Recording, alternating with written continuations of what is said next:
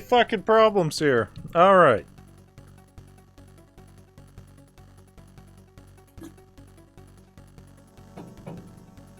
So, I don't know. Last week, we finally finished our Metal Gear marathon, which was almost 6 months? Fucking June, yeah. Yeah, almost 6 months. To cover everything from Metal Gear 1 all the way to Metal Gear Survive. 1987 all the way to 2018. Honestly, it was a trip.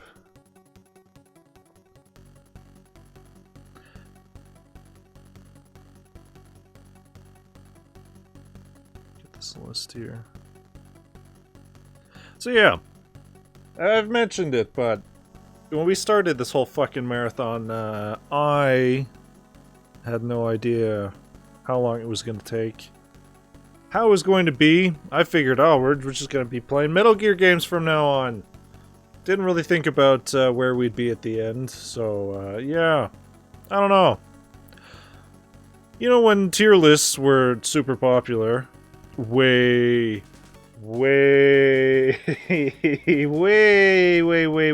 back in the day. Like a year ago. Well, clearly now is the optimal chance for us to be doing a Metal Gear one.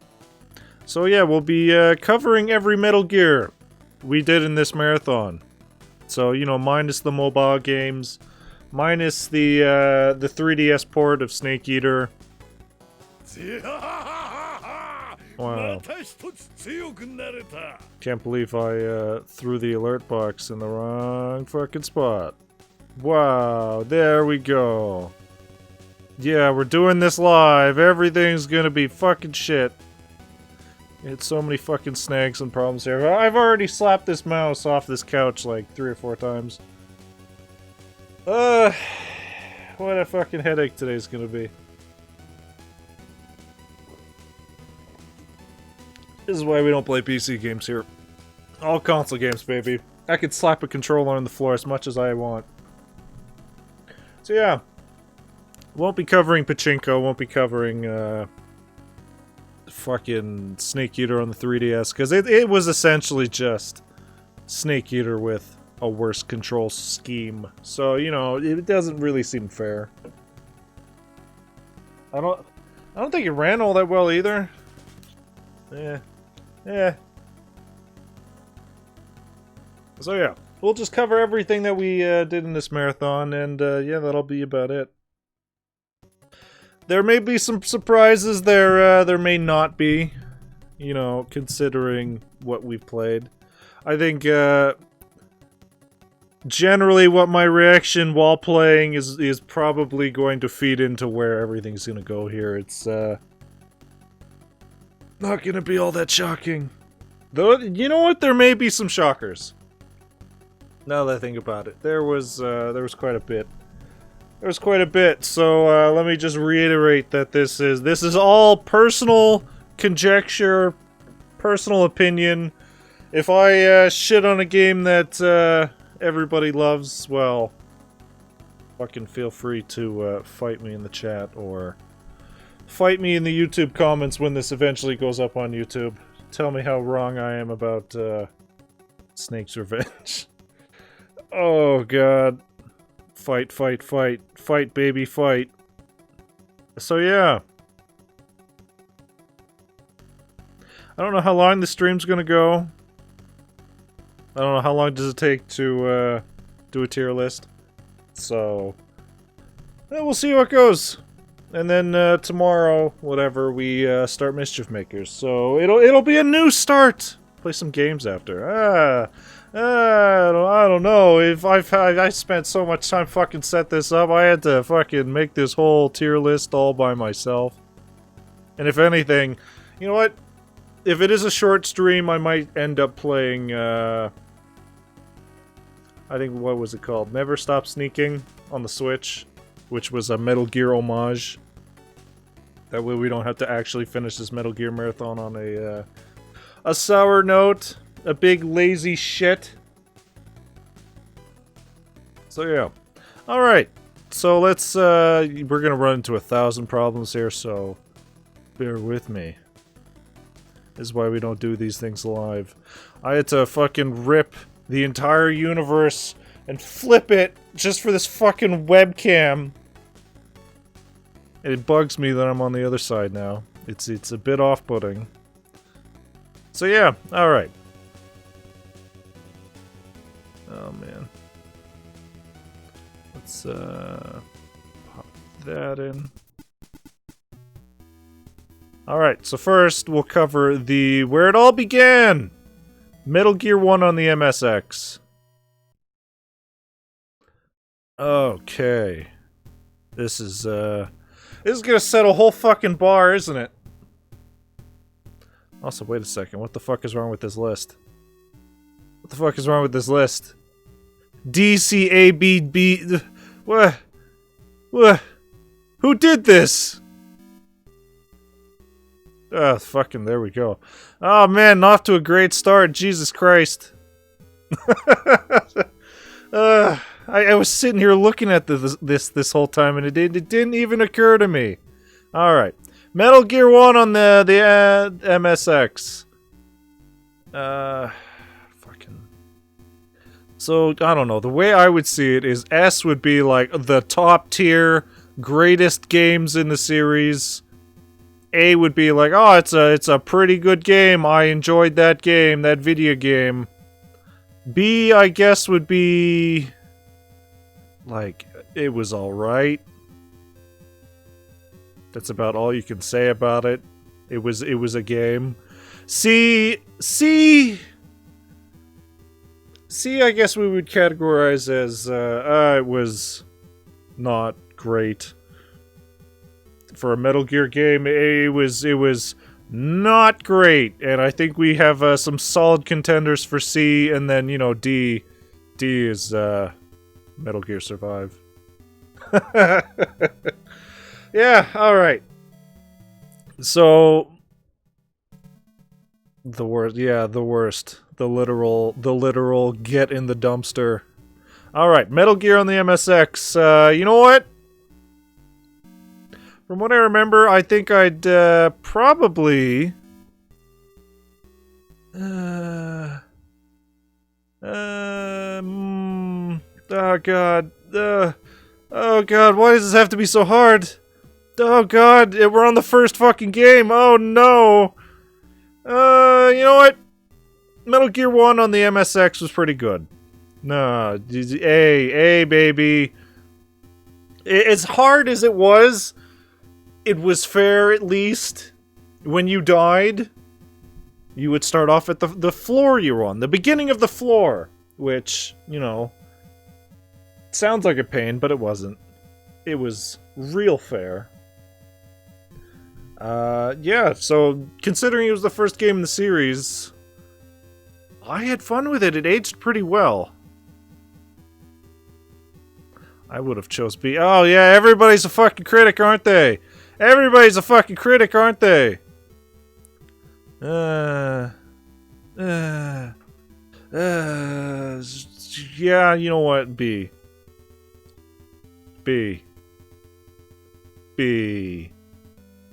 There, everybody's a winner. Everybody's feedback matters. Can always reorder them at the end. Yeah. So yeah, you know what? Yeah, okay. Metal Gear on the MSX is a solid bar. We can judge every Metal Gear, therefore, after, based on that. For being a game that resets every time you go places. I don't know, it fucking... It was always the floor you died on. Which was fair, so you know what, if you had progress and you went to another floor, it would kind of save your progress up until you moved to the floor there. There was a kind of checkpoint system, which was... I guess... new? No, not really. Yeah, but yeah, I don't know. It aged well, it wasn't too hard. We beat it in, what, 2 streams? It held up. It was overall a good game. Yeah, see, he gets it. He gets it. can't really say the same for the next game here, which is Metal Gear on the NES. Which, oh boy, that was not a fun game. That was not a fun... Fucking, what the fuck is going on here? Oh god, everything's going to shit. Which was not great. So you know what? We'll throw that in C. So, you know what? So Metal Gear... Metal Gear on the NES was weird because it was essentially the same game, but it was worse in almost every fucking way. Almost every conceivable way. Like, sure, the opening was a bit different. You started off in the jungle, which was weird. I don't know why the hell they did that. But as soon as you went into the base, as soon as you entered Outer Heaven, it was essentially the same fucking game. With some key differences, like, you know, the hit detection wasn't great. Really held back by the NES, yeah. I think that was the big difference. The big thing. There we go. I think that was the big thing. But, you know what? Probably the biggest problem was, there was no fucking Metal Gear in the game. Despite the fact that, you know, the game is called Metal Gear, and the whole game is like, oh man, you gotta fight the Metal Gear, you gotta destroy the Metal Gear. There was no Metal Gear in the game. Like, sure, Metal Gear 1 on the MSX had a Metal Gear, it was, you know, just a picture of a Metal Gear, with, 2 cameras that were shooting lasers, but... Metal Gear on the NES didn't have a Metal Gear.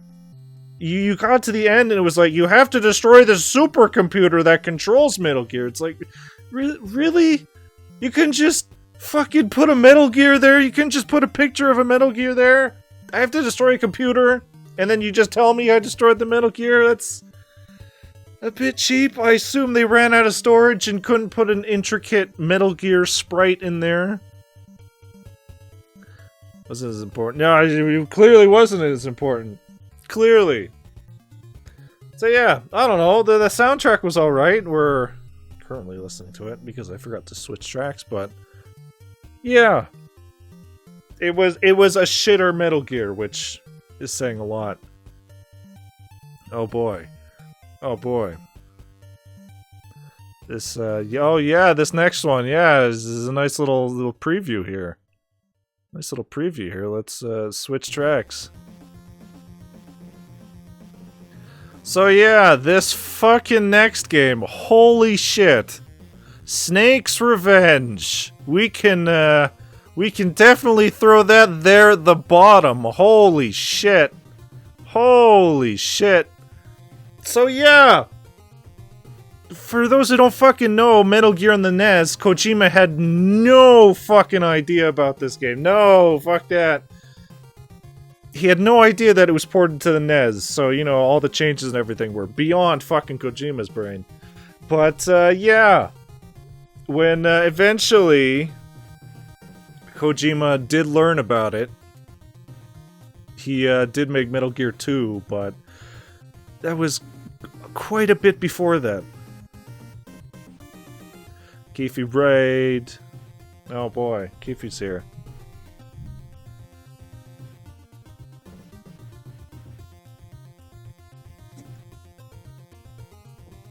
Oh, it's going down. Oh boy, it's going down. Oh my god, it's going down. But yeah, Snake's Revenge. Holy shit. So, I don't know if they realized that the last Metal Gear they made didn't have a single Metal Gear in it, because it seemed like they were kind of trying to make up for it. How the hell are you doing? It's been forever. Yeah, it's been a while. It's been quite a long time. Just, doing this for fun now, so that's, what we do. It's just, a nice little hobby now. I noticed that you were doing it, so, I did follow you before, just to keep track. Just to see how things were going. So yeah, Snake's Revenge. Considering Metal Gear on the NES didn't have a fucking Metal Gear in it, which, you know, was kind of important in this game, where it's like, oh, you know what? We forgot to put a Metal Gear in the last game. We're gonna put as many fucking Metal Gears as we can get, because, I don't know, what, halfway through Snake's Revenge, it was, oh man, you gotta go to the Metal Gear replica base.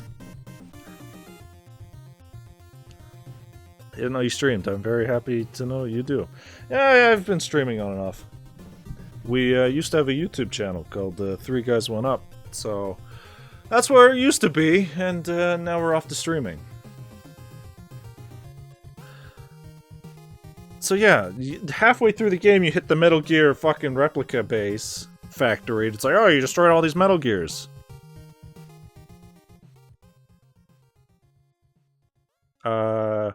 This might be a bit awkward, but, hey, Kaminari, do you realize that's, Keith from high school? Or, hey, Keith, do you realize that's Mason from high school?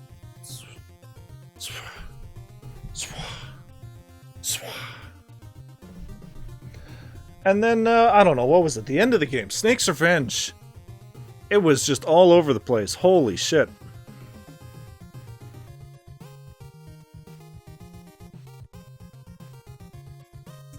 You know what? The soundtrack for Snake's Revenge was alright. I can say that. The beginning was alright. Essentially started out the same. You know, jungle infiltration and all that. But, then you hit all the problems where, hey... Fucking... Yes, I don't... He doesn't remember anything from anything, but yeah.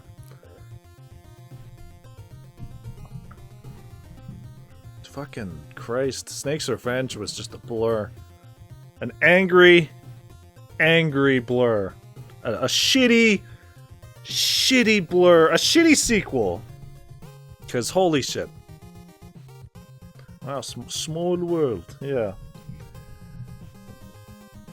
It essentially played the same. It added those side-scrolling segments, which didn't seem great, to be honest. It seems like they just added it to, the way with all the MGS4 needs to be. Well, we'll get there. We'll get there. We covered everything in this Metal Gear Marathon that we did. Started our Metal Gear Marathon in June. And, I don't know, we finished last week. Every Metal Gear. Every single Metal Gear, so, I've got some fucking things to say. Yeah, it added some side-scrolling segments, which... It seems like they added just so that they could be like, look at these new gameplay things we have. You can play Contra, essentially. Which didn't seem to be didn't seem great. There's honestly, what, 2 or 3? Revenge was hard to be hard. Yeah. Oh my god. And the final fucking floor of the game, including acid and a digital graphic novel, boy did I. You can actually find those on SOGESNAKE Streamies on YouTube. Like, fuck that. Yeah, the final floor of Snake's Revenge. Holy shit. So the game did essentially keep the, if you die, you start at the beginning of the floor. Which, you know, seems alright, but that fucking final floor of Snake's Revenge, where almost every tile turned into an instant death pit. You know, that's hard enough as it is, but when you're entering random rooms just to find out that there's a suicide bomber that you can't avoid in some of them, like, there's Nez Hard, and then there's fucking Eat Shit. Eat Shit! The last part, it was like, fine, like Metal Gear 1, but then, oh my god, yeah, it was real fucking bad. And that's why I would put Snake's Revenge way the fuck down on D, because, my god. My god, was that last floor not fun. You know, it was fine when we ran into Big Boss. Enter a ditch, but I gotta go to the store. I'll definitely be tuning in more often. Have a great night, man. Pieces out. Yep. No problem. You, have a good night, too. Yeah. Basically, that whole final floor, I would say, is why Snake's Revenge is way down at D. Because it was essentially sucked everything out. You know what? Honestly, I can't remember most of the boss fights either. We fought, what? Larry, Curly, and Moe, which was what? The mine boss? The Claymore boss? and Big Boss. That's about all I remember. Probably was a helicopter in there, I'm not entirely sure. Somewhere in there. There was the chase scene at the end. That was cool. Oh yeah, I guess there was, yeah, when Big Boss turned into a snatcher. That was something. You know what? I have to give the game some credit. When it turned on and there was big fucking buff Rambo Snake with that knife, I was like, oh yeah, that's my Solid Snake. But, you know, then it went all downhill from there. So yeah, Snake's Revenge can fucking rot down there. We'll see if anything can surpass it, really. We'll definitely see about that. So yeah, let's move on to the next game here. So yeah, Kojima made Metal Gear 1 on the MSX. And you know what? It was pretty good. Good enough that they made a sequel for the NES. That wasn't very good. Only in the States, I believe. Or maybe it was in Japan. But Kojima did not know about the Metal Gear on the NES. And he didn't know about Snake's Revenge either, so you can't consider that canon. So when he did eventually find out about it, he was like, you know what? I think actually he met somebody on a train who was like, yeah, I made Snake's Revenge. And Kojima was like, oh. Okay. So he went and made Metal Gear 2, the official sequel. And you know what? I would actually put this in A, because holy shit. Metal Gear 2 was a fucking fantastic game. The soundtrack was great. Zanzibar Breeze, which we're currently listening to, was fucking amazing. Theme of Solid Snake was perfect. It essentially took everything from Metal Gear 1 and just improved it in every single way. It was the introduction of the Salton radar, which really fucking helps. You had the crawl, which, you know what, honestly, didn't do anything.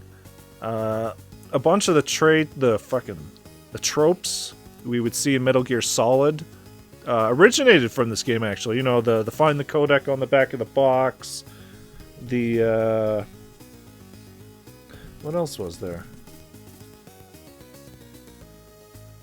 Yeah, 2 looks like a lot of fun. Yeah, it aged super well. It was really hard, but you know what? It was a lot fairer because, you know, when it started you off, when you died, you would still start off at the beginning of the floor, but everything you had would remain. So, you know, you could grab something and go all the way back. All the bosses were great.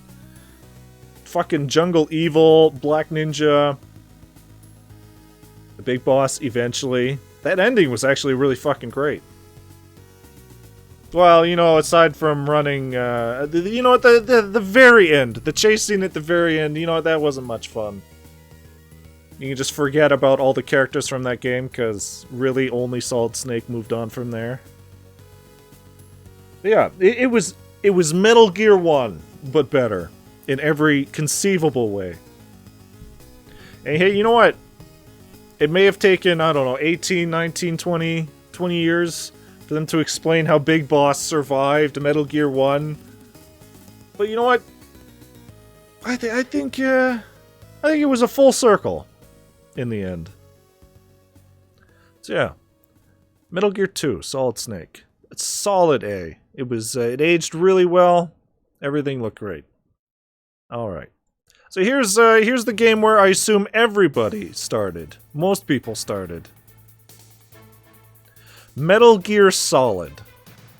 For the PlayStation 1. So since Metal Gear 1 and Metal Gear 2 hadn't actually been released in the States until, I don't know, Subsistence, so 2006.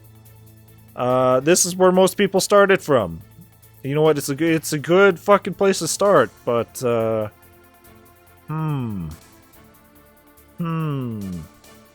I think I'd put it in a solid B and ruin my whole integrity. Just ruin everything. Just ruin everything I'm talking about. Oh, he put Metal Gear Solid in B. You know what? It was a good game, but I didn't grow up with it. I started with the much preferred and improved Snakes, or Twin Snakes. So, I hold no nostalgia for this game, for the PS1 version. So when I played it, it was good, I guess. It, hasn't aged well. Well, you know what? No, the cutscenes have aged well. Gameplay, I wouldn't say.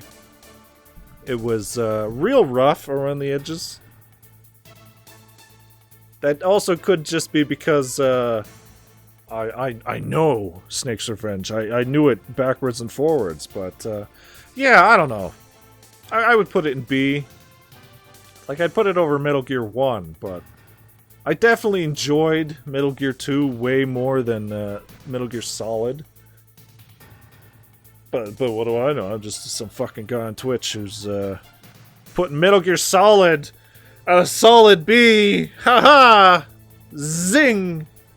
Alright. Yeah, it was alright, but yeah. Alright. So this one's actually going to be a weird one. So Metal Gear Solid VR missions. It was just VR missions. So in Japan, they re-released Metal Gear Solid 1 as the Integral Edition, which was the special edition. It came with the VR missions. It came with a first-person mode, I think, for the original game.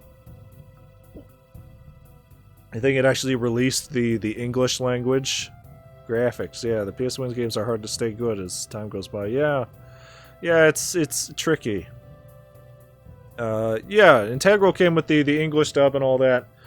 But when it came to the Western release, they're like, oh no, we can't fucking re-release Metal Gear Solid. Nobody's gonna fucking buy that. So they just took the VR missions.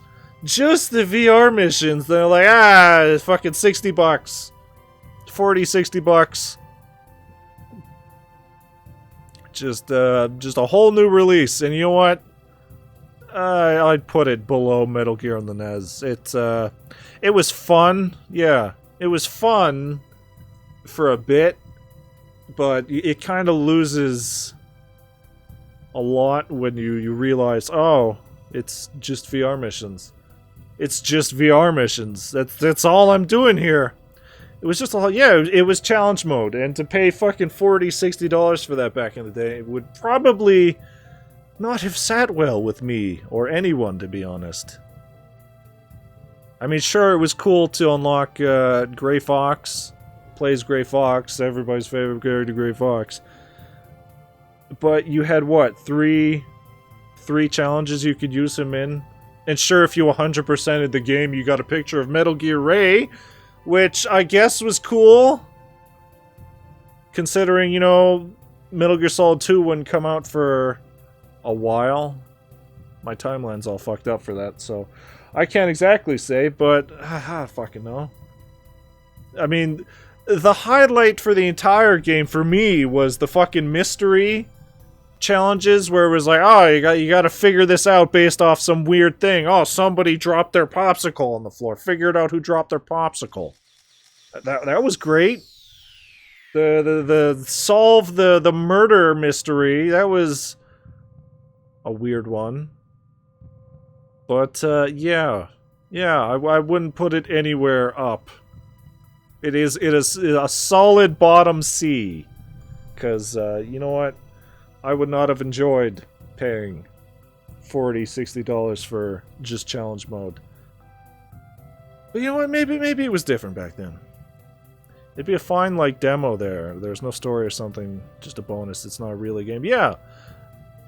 It was fine in Japan when it was just the second disc of the Integral Edition, but as its release on its own, nah, it's not doing. You know, photo mode may have been all right if I wasn't, you know, terrified of PS1 Naomi staring into my soul. Yeah, all right. So the next one. I've heard a lot of people say how good this game was, so I was looking forward to playing it. I didn't grow up with this. Metal Gear Ghost Babel, the Game Boy Color game. Yeah. Yeah, it was a thing. It was a definite thing. You know what? I'd put it in C. I'd put it in C.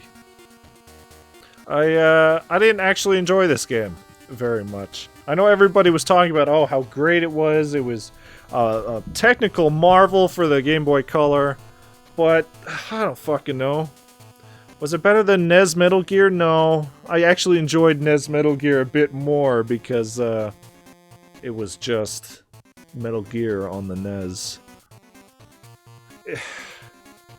I don't know. The almost entirety of the soundtrack was just Game Boy noise. Like, the one we're listening to now was the best song I could fucking remember and find. And even then, that's not saying much. It was just... I don't fucking know. Sure, the sprites were alright, but I wasn't exactly having fun playing it. The smoker or whatever... What was it? The fogger? The fogger was cool because they couldn't put a fucking cigarette in the game, so it was just like, oh yeah, here's your fogger. You know what? It looked good for what it was, but I definitely didn't enjoy it. Actually, I can say probably the best part was the villains. What was it? Black Chamber, I think their name was. I really enjoyed Viper and Pyro Bison. Like, I liked them more than... This is gonna sound really fucking weird. I liked them more than Dead Cell. Which is...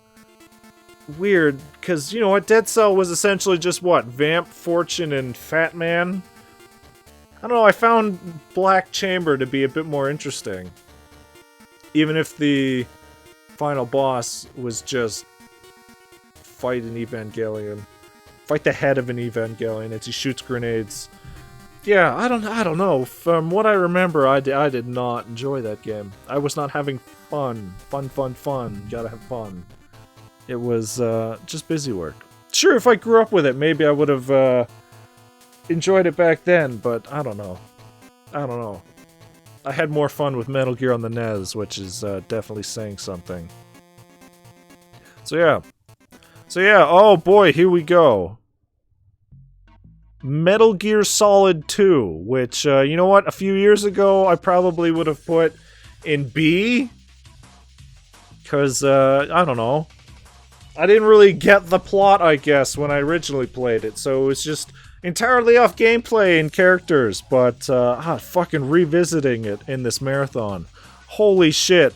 Actually understanding the plot this time. And understanding what Kojima was going for. This game has aged super fucking well. The plot.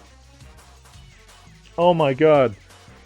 The electoral race just being a fucking farce. Being controlled by, what the fuck were they? The Patriots? The Lalalulelo? The Lalalulelo? Them wanting to just filter the internet. This was what, 2002, 2003? They wanted to filter the internet because they knew it was just going to be filled with garbage and conspiracies and all that. Just fucking spam. Oh my god. It aged so fucking well. Everything in there, Kojima kind of... They were right. Kojima was right, and he would have this habit for a while.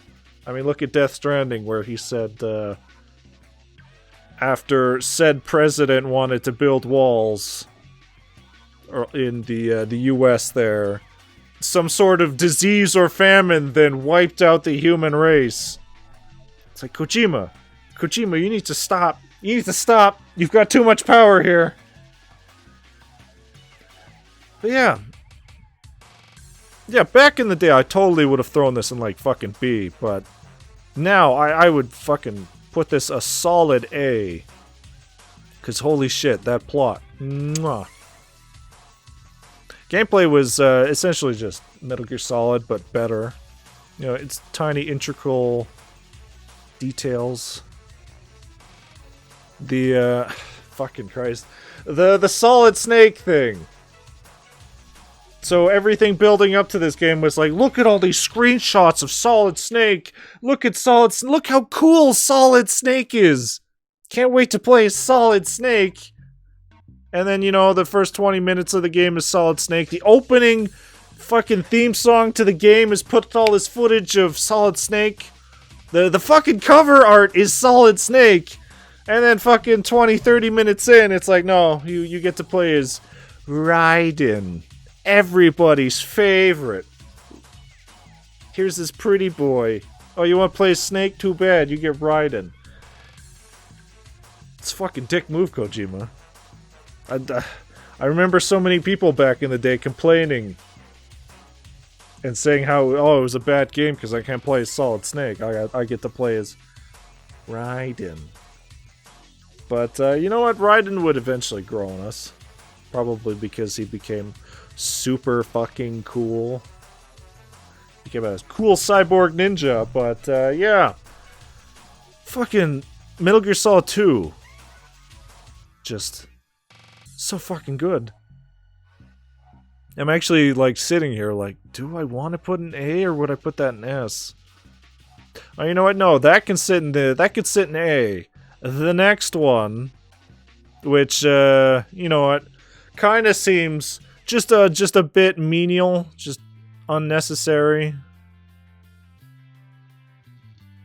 But, you know, since we covered it as a separate game in our marathon, I might as well cover it as a separate thing in the fucking tier list here. So yeah, Metal Gear Solid 2 Substance, which I'll just go ahead and put that right up there in the S ranks. It was the special edition of Metal Gear Solid 2. It came with Metal Gear Solid 2. It improved some things in Metal Gear Solid 2. It came with VR missions, baby! It came with Snake's Tales, which, you know, gave the fans what they wanted. They could play as Solid Snake. And, you know what? It was more detailed than I thought, considering it was keeping track of if you killed a character. If you didn't, at least it was built in, yeah. Like, oh, did you kill Fat Man? No? Well, then here's this alternative story where your employer's angry because he actually wanted you to kill Fat Man, and then it branches off. It was really fucking weird. And then, you know, the Tade Tudeto, the Dade Dudedo, all that. It was weird. Man, now I'm just thinking back to that one Snake's Tale where we had to take picture of the, what the fuck was his name? Gurlukadon or whatever, the Godzilla. That was wild. And then, you know what? The key factor to why this is S rank was the sweet skateboarding minigame that they put in there. That they would eventually remove from the HD version of it, because it was just too good, baby. Yeah, I had a lot of fucking fun with that. Yeah, it was great. It was a weird change of pace, but you know what? I really fucking enjoyed it. So it's solid S rank, baby. Can't diss that skateboarding. Or you know what? Maybe it's just, maybe skateboarding's just a good genre of video games. I say as I've played, I don't know, 2, counting Metal Gear Solid 2. All right. This is gonna be a weird one for me. All right. So, whoa, baby. Did I destroy everything? I think I made it. Nope, it's still good. Oh, baby. So, Twin Snakes. Next marathon, Tony Hawk. I could, but you know what? The problem then becomes, do I play it muted? Because that just becomes an existential nightmare, doesn't it? Just listening to skateboarding sounds and my guy falling over going, oh, oh, oh. Also, right, oh man. That stream would essentially just be me standing on a plank of wood for 10 minutes and then fucking hitting the floor, and then the rest of the stream would just be me on the floor. Either unconscious or just considering. Anyway, yeah. So yeah, Twin Snakes. Twin Snakes! This is the Metal Gear Solid 1 that I grew up with. And, you know what? I would just put it over Metal Gear Solid 1. Like, holy shit, my nostalgia, my memories of this game were so much better than the game actually was, cause fucking playing through it again. Cause that was my first fucking Metal Gear way back in the day, so I couldn't fucking compare it to anything. So it was like, oh, this game's amazing. Oh, these cutscenes are fantastic. That scene where Snake does a flip to avoid the sniper bullet, and then steps on the sniper rifle, flipping it up into his hand, and then does a spin, and then shoots Sniper Wolf. I was like, ah, as a kid. But, you know, revisiting it in this fucking marathon after playing all these other Metal Gears, and being the fucking fan I am now, it was like, oh, this hasn't aged well. Everything is black and gray. It doesn't look good. Fucking... Right, I tried to play this. It's my first one years ago. It came out and it just didn't do it for me. I think your problem was you weren't expecting it to essentially be a Metroidvania. Or it was like, hey, fucking go back, baby. Go back! Because, you know, I would still argue that Metal Gear Solid 1 was a Metroidvania. But, you know what? Yeah, fucking... My biggest fucking complaint during the stream was just, my god, why is Solid Snake so noodly armed and fucking virgin shouldered? What happened to the Chad Solid Snake MGS1 from the Metal Gear Solid 2 we played, where he had jacked shoulders and everything?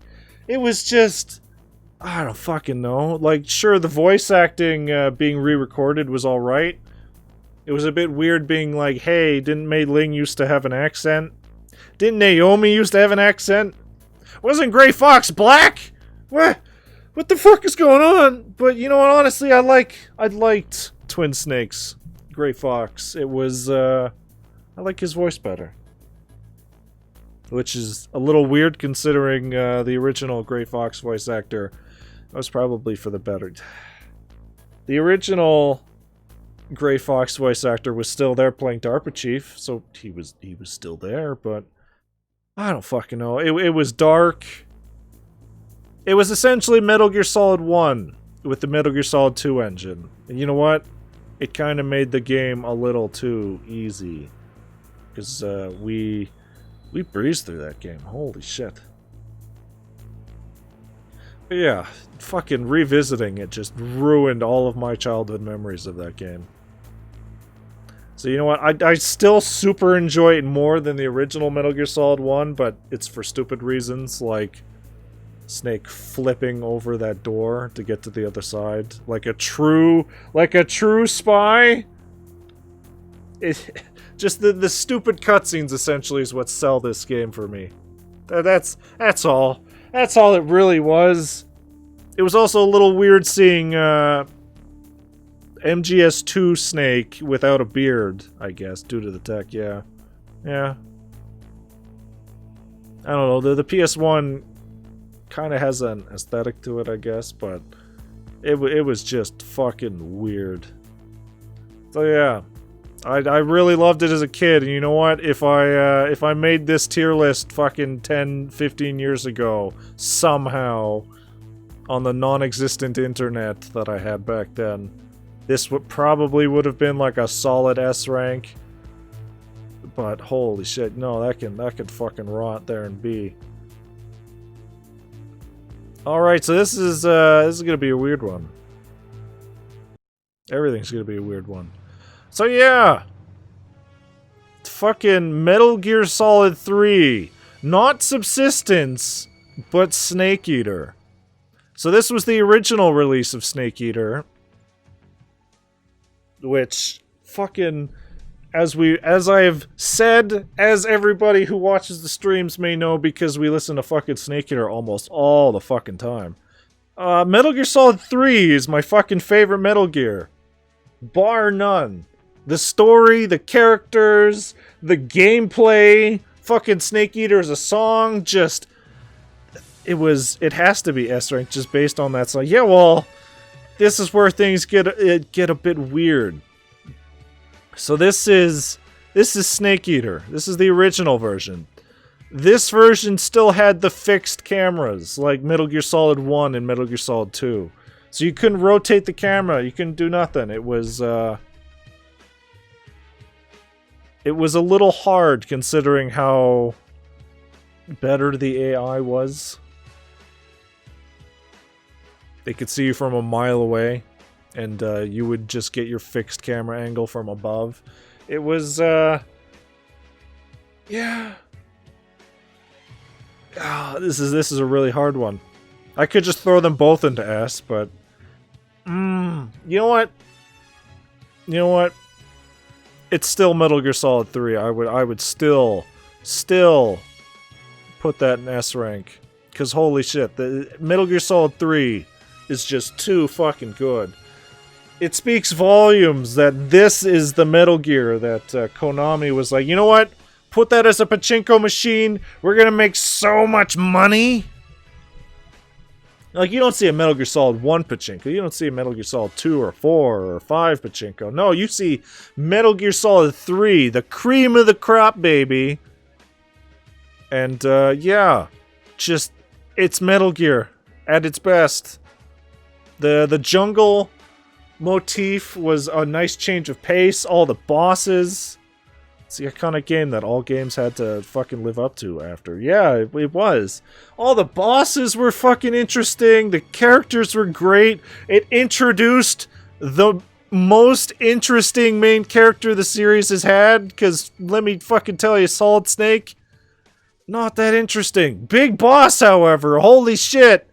He is so fucking interesting. And then the whole boss dynamic, oh my god. It's just... it's the best. And it was only made better with the next game, Metal Gear Solid 3 Subsistence, which can go to the top of the fucking list. Because it just took Metal Gear Solid 3 and made it better. It gave you the rotating camera, which would become the norm going forward. It gave us the secret theater, which was completely worth it. I don't know why they removed it in later releases, but it was fucking amazing. Fucking Snakes. Snakey Racer. Metal Gear Sigint. It was just so good. Snake versus Monkey was okay. It was a nice distraction, I guess. And the online, which I never played, so I can't fucking rank it. I can't rank it based off of that, but MGO would go on after that, so I'm sure it was real good. But yeah, the rotating camera in and itself easily puts it way at the top. Because it's just Metal Gear Solid 3, but fucking better. Just throw that all the way up there. There's not a lot I can say about Metal Gear Solid 3 that I didn't say during the stream. It's my favorite game of all time. It is the best. So yeah, this is okay. Here's where the Metal Gear Marathon kind of took a steep decline. We entered the PSP era, where all the Metal Gear games were coming out on the PSP. What is it? 1, 2, 3, 4. The next 5, 6 games were PSP games of varying quality. Just like the PSP, they tried and it was oof. Hey, the PSP did super well in Japan. That's because you got all those sweet, sweet anime games that we never got. But yeah. Yeah, this is where the marathon took a fucking sharp... Yeah, Monster Hunter. Took a sharp decline. It was Monster Hunter. It was varying qualities. So yeah, Metal Gear Acid. It was the first in the turn-based card espionage action. And you know what? I would put it in C. I would actually put it below Ghost Babel, because holy shit, I did not enjoy this game. It would... Yeah, it is. It's a total C. It's a total C. It can sit there under Ghost Babel. It was... not great. The graphics, it was a slog for, yeah, it was super fucking long. It was like 24 hours long, which is too long. The graphics, I don't think, suited it very well, because it essentially just took Metal Gear Solid 2 fucking Twin Snakes graphics and put it on a grid. Everything was dark, everything just looked bland. Teleco was I appreciate the art. Like, I talked so much about the art of this game. If you just look at the art, the concept art or the official art for this game, it's really fucking good. It did not fucking translate over to the game. Because holy shit, the card game... Blah. Blah, blah. Fucking... Blah. It was an interesting idea, but it was just not implemented well. Yeah. The card-based gameplay was nice. It was well, no, it wasn't nice. It was interesting. Probably the best part of the game was, you know, finding the character cards and then seeing whatever little video they would do for it. Like, oh, here's the Black Viper card. Here's the Pyro Bison card. That was fun. But, you know, the game didn't teach you about its systems very well. You had to figure everything out mostly on your own. The equipment system is essential. So, you know, if you don't have a good grasp on it, get fucked. You were constantly revisiting. The card packs, the fucking story. The story was all over the place. First you were looking for a serial killer. Then you were trying to find the Teleco unit. Then you find her, and then, oh, we gotta get out. And then there were sidekicks, and there was the fucking mistaken identity. Are you playing Solid Snake, or are you Hans Davis, the fucking creator of all these experiments here? It was just all over the fucking place. Oh my god, especially just to go on and on. Yeah, well, especially after you kill the final boss and it's wrapping up the story and the fucking story's still throwing shit at you, and it's like, stop, please. Like, oh, you're not Hans Davis, but you're not Solid Snake, and fucking, oh, you see these guys? They're actually the bad guys. But it's now, like, fucking solved and dealt with a second later in the cutscene. It was just like, why didn't you introduce these earlier in the story instead of just throwing everything out after the final boss? Is this actually a D? I don't know, because D was... did not look fun at all. I did enjoy the card gameplay, at least. Like, I would not put this on the level of Snake's Revenge, because Snake's Revenge, actually, I was not having fun. Like, Acid, it was... It was... The cards were fun to look at. The grid-based was alright. The art was cool. But everything else was just a solid Like I said this before, this did not have to be a Metal Gear game. This could have just been its own fucking game, which, you know what, probably wouldn't have done well, considering the best part was finding the Metal Gear. Is it better than VR? Oh, it's better than VR. VR was just Challenge Bomb. Sure, finding Gray Fox was cool, but... like, if you strip the Metal Gear from this game, the story would kind of be better, because it would just be its own thing and you're not being held to these fucking Metal Gear standards. But then you run into the problem that all these fucking cards are bland and uninteresting now. Which... but putting the Metal Gear fucking license on this... oh, no thank you. No thank you. It barely... the story barely felt like a Metal Gear. And then we wouldn't see Teleco ever again. Despite the fact, much like Ghost Babel, much like fucking Metal Gear Solid, or Metal Gear 2, whatever supporting character, never seen again. which is fine. But, yeah, you look at the next game. You look at the next fucking game. Metal Gear Acid 2, which was just Metal Gear Acid, but it made everything so much fucking better. Where would I fucking put this, though? Hey, you know what? I would actually put this at the bottom of A. Acid 2 was fun to play. The cell shading actually made everything good to look at. The story was alright. It was serviceable. It was a solid 8 hours, I think. It actually taught you how to fucking play the game. The cards. It had new cards. The card packs were more interesting. It was just better overall. Sure, it still didn't kind of feel like a Metal Gear, but I was actually having fun playing it. It was a hell of a lot easier, I'll say that. Soundtrack was a lot better. Venus was Venus, I guess. It just made Metal Gear Acid 1 look like fucking trash. It was probably the best experience. I'm shocked that it is that high. Definitely better and looked fun. Like, yeah, now that you mention it.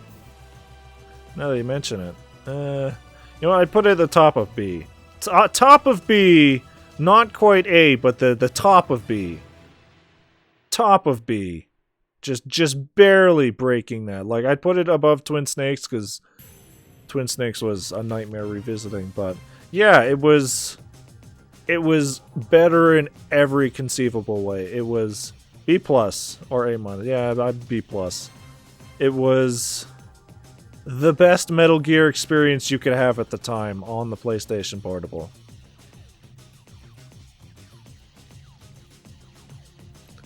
Oh my god, I don't even know how to deal with this next one. I don't know what to do with this next one. So yeah! Metal Gear Solid, the digital graphic novel. It's, not really a game. I did look into it, so before this game came out, they did actually just release Metal Gear Solid 1 and Metal Gear Solid 2, the graphic novels, as books. These were books made and released in physical copies. This was essentially just a digital version of it. And, you know what? Where do I fucking put this?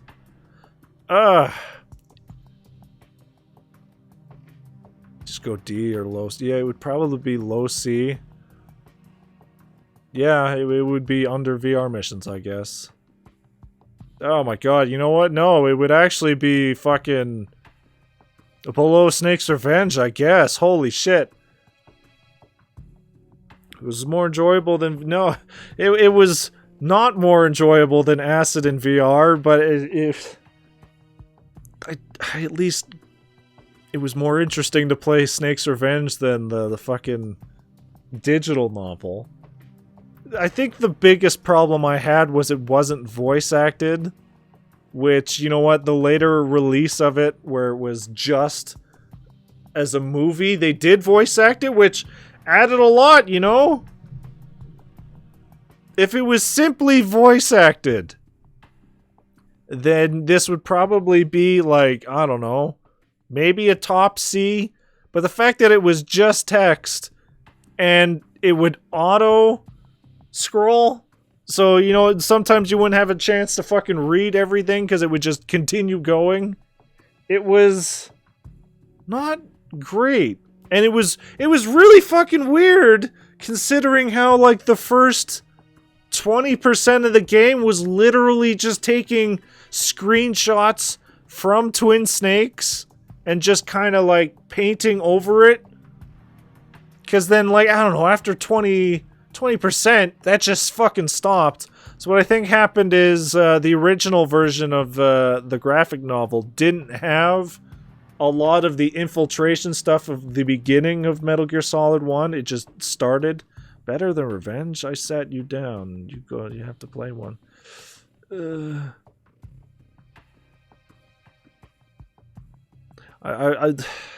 Snake's Revenge definitely was holding me more than the digital graphic novel. Because, again, the digital graphic novel was just, what, an hour? No, it was like 2-3 hours of us just sitting there looking at pictures and text. Like, I don't fucking know. Yeah, I would definitely put it below Snake's Revenge. It changed a bunch of stuff. Like, of course, they couldn't do the Psycho Mantis fight because how are you going to translate controller ports and all that, memory cards to a graphic novel? But it gave a lot more to Gray Fox, which we didn't need. It added more to Foxhound, which we didn't need. It was, It was Again, if it was voice acted, it would go higher. But the way it was on the PSP, paying $40 for this, no thank you. Like, I don't think it was a full price, but I think it was well, no, PSP games were 40. So that would be like 30 bucks, I think. Yeah, no, I wouldn't pay 30 bucks for that. I'd rather just buy the book and look at the book. It was our first glimpse at Ashley Woods, who would keep doing the portable games cutscenes going forward. But it was nice to see him get better, I guess. Though I don't know if I can say that, because the next game is Metal Gear Solid Portable Ops, which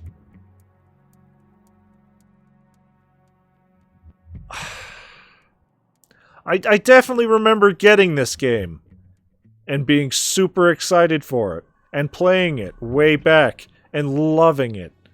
Because, you know, this was the first true Metal Gear experience on the PlayStation Portable. But, and you know what? I loved it so much. I did like fucking 6-7 playthroughs of that game way back. But revisiting it now, it has not aged well. Like, you compare it to fucking Peace Walker. Peace Walker had Kojima in it. Portable Ops did not. Like, if anything, what this marathon has done has shown me the huge difference in a Kojima game and a non-Kojima game. Because Kojima has a fucking standard for his games. Everything else, it was like, wow. Like, we look at this list so far, everything that didn't have Kojima is, like, below B, essentially. Like, sure, there's some up here that didn't have Kojima, like Acid 2 or Twin Snakes, but fucking everything that Kojima wasn't involved with, you could definitely feel it wasn't there. So Portable Ops was a bit weird. Like, sure, I enjoyed it way back in the day, but revisiting it's like having to drag the soldiers all the way the fuck back to your truck. Which in the first few missions is fine, but in later long-ass missions, that's fucking meticulous, don't you think? That's a waste of time. Like, the cutscenes were nice, because it was just Ashley Wood, but again, his art style was a bit it was a bit rough back then. The cutscenes were nice. Calling to the Night was a weird fucking theme song. It had online, which, again, I never played, but I'm sure most people bought it for that. Most of the game wasn't voice acted is another big fucking thing here. Like, you look at Peace Walker, which is another PSP game that Kojima was involved in. Fucking 95% of that game is voice acted. Fucking Portable Ops has no excuse. And aside from the main fucking story, there's not a lot else to do other than the multiplayer. At least fucking Peace Walker, which, granted, was many years later, had so much more to do. Like, where the fuck do I put this? No.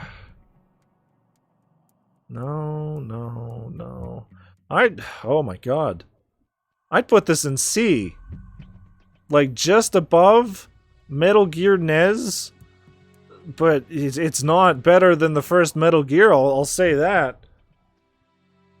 Sure, it was nice to have a Metal Gear experience on the PlayStation, and I fucking loved it when I originally played it, but there's just Like, I think it speaks a lot considering this game is so highly contested as to whether it's canon or not.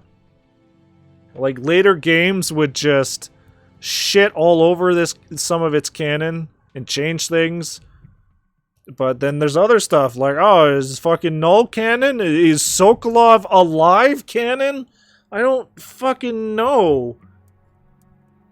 The general consensus so far on it is like anything that doesn't contradict anything else later in the series, I guess is canon. But other than that, it's like, I don't fucking know. Like, I loved this way back, but it has probably aged the worst in here. Well, no, Twin Snakes. I don't know. The big eye opener was dragging everybody back, and you know, the lack of voice acting outside of main cutscenes. And you know what, Gene is honestly very forgettable as a major villain. Cunningham was all right. Elise Ursula, It was a bit weird seeing Big Boss freak the fuck out at the death of Jonathan, the first guy he recruited. Like, it was the most emotion Big Boss had ever shown for this random guy that was only in one game getting shot protecting him. I don't know. Just solid C, not B. But yeah, C seems fine. And then there's the second one here. Top of C seems good, yeah. Portable Ops Plus, which, you know what? I would put this at the...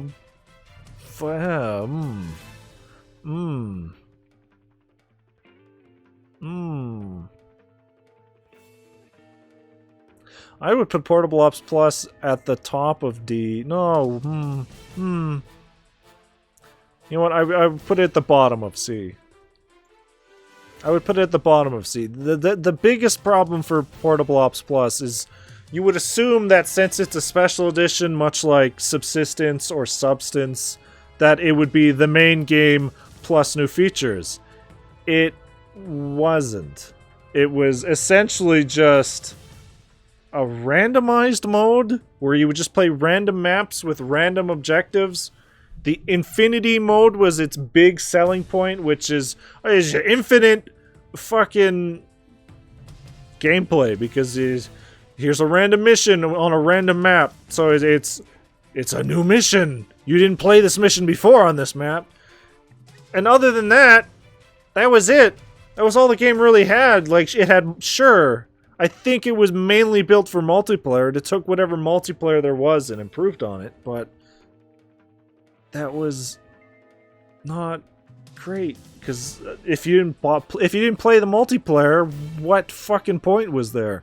What fucking point was there to having this? And I'm sure there was a lot of people who bought that, assuming it was Portable Ops plus more, but it wasn't. It was just endless mission mode. And sure, it was nice to play as Raiden. It was fun. It was nice to have a tiny sneak peek at Old Snake, but yeah, you know what? No, hold on here. I would put that... Well, no, actually, I had more fun with VR missions than Portable Ops Plus, now that I think about it. Wait, did it not have the Portable Ops game in it? No, it was just missions and maps and multiplayer. That was it. There was no story, no nothing. So I assume many people bought it assuming there was a story, but nope. It was just, hey, you push start, here's a map, here's an objective, select another VR. Yeah, essentially. But I would say that I enjoyed VR missions more because the mystery VR missions and the small other details. I don't know. It got real bored real fast. Like, I played, what, an hour and a half of it, and it was like, yeah, that's the game. This was a full-priced PSP game. So if you're not playing it for the multiplayer, then you really don't need it. So yeah, I would put it. I don't know. Like it was a lot. It was a better game than Snake's Revenge, but definitely not above anything else that was here. Maybe D, top of D. I don't know. D is like this is not worth it. This is garbage. Portable Ops Plus if you bought it for the multiplayer, maybe, but it's essentially just VR missions on the PSP, which on the PSP back then you needed all you could fucking get.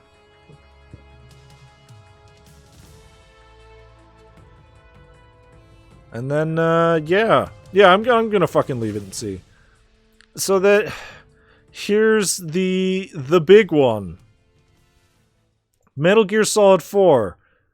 Everything around this time was building up to the new generation of Metal Gear. The PS3's coming out. It's $600. Here's the new Metal Gear being shown in all the fucking commercials because the graphics, the movie, yeah. This would actually be the last Metal Gear that we would get the traditional movie experience. Cause I think this is the one that fucking killed it, I guess. I would say.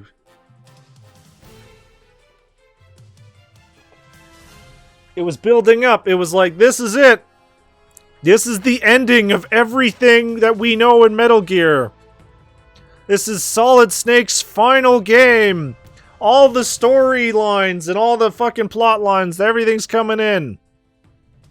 It was 1.5 hour cutscene.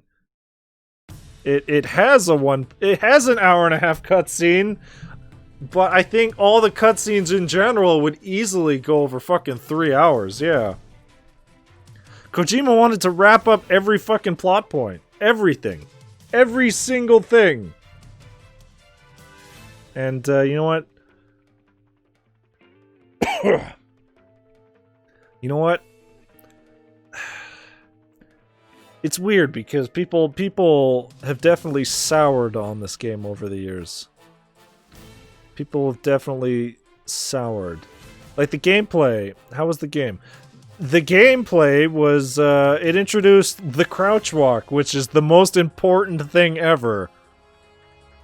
The crouch walk, the game looked fucking amazing. Like the first mission when just everything is happening all at once.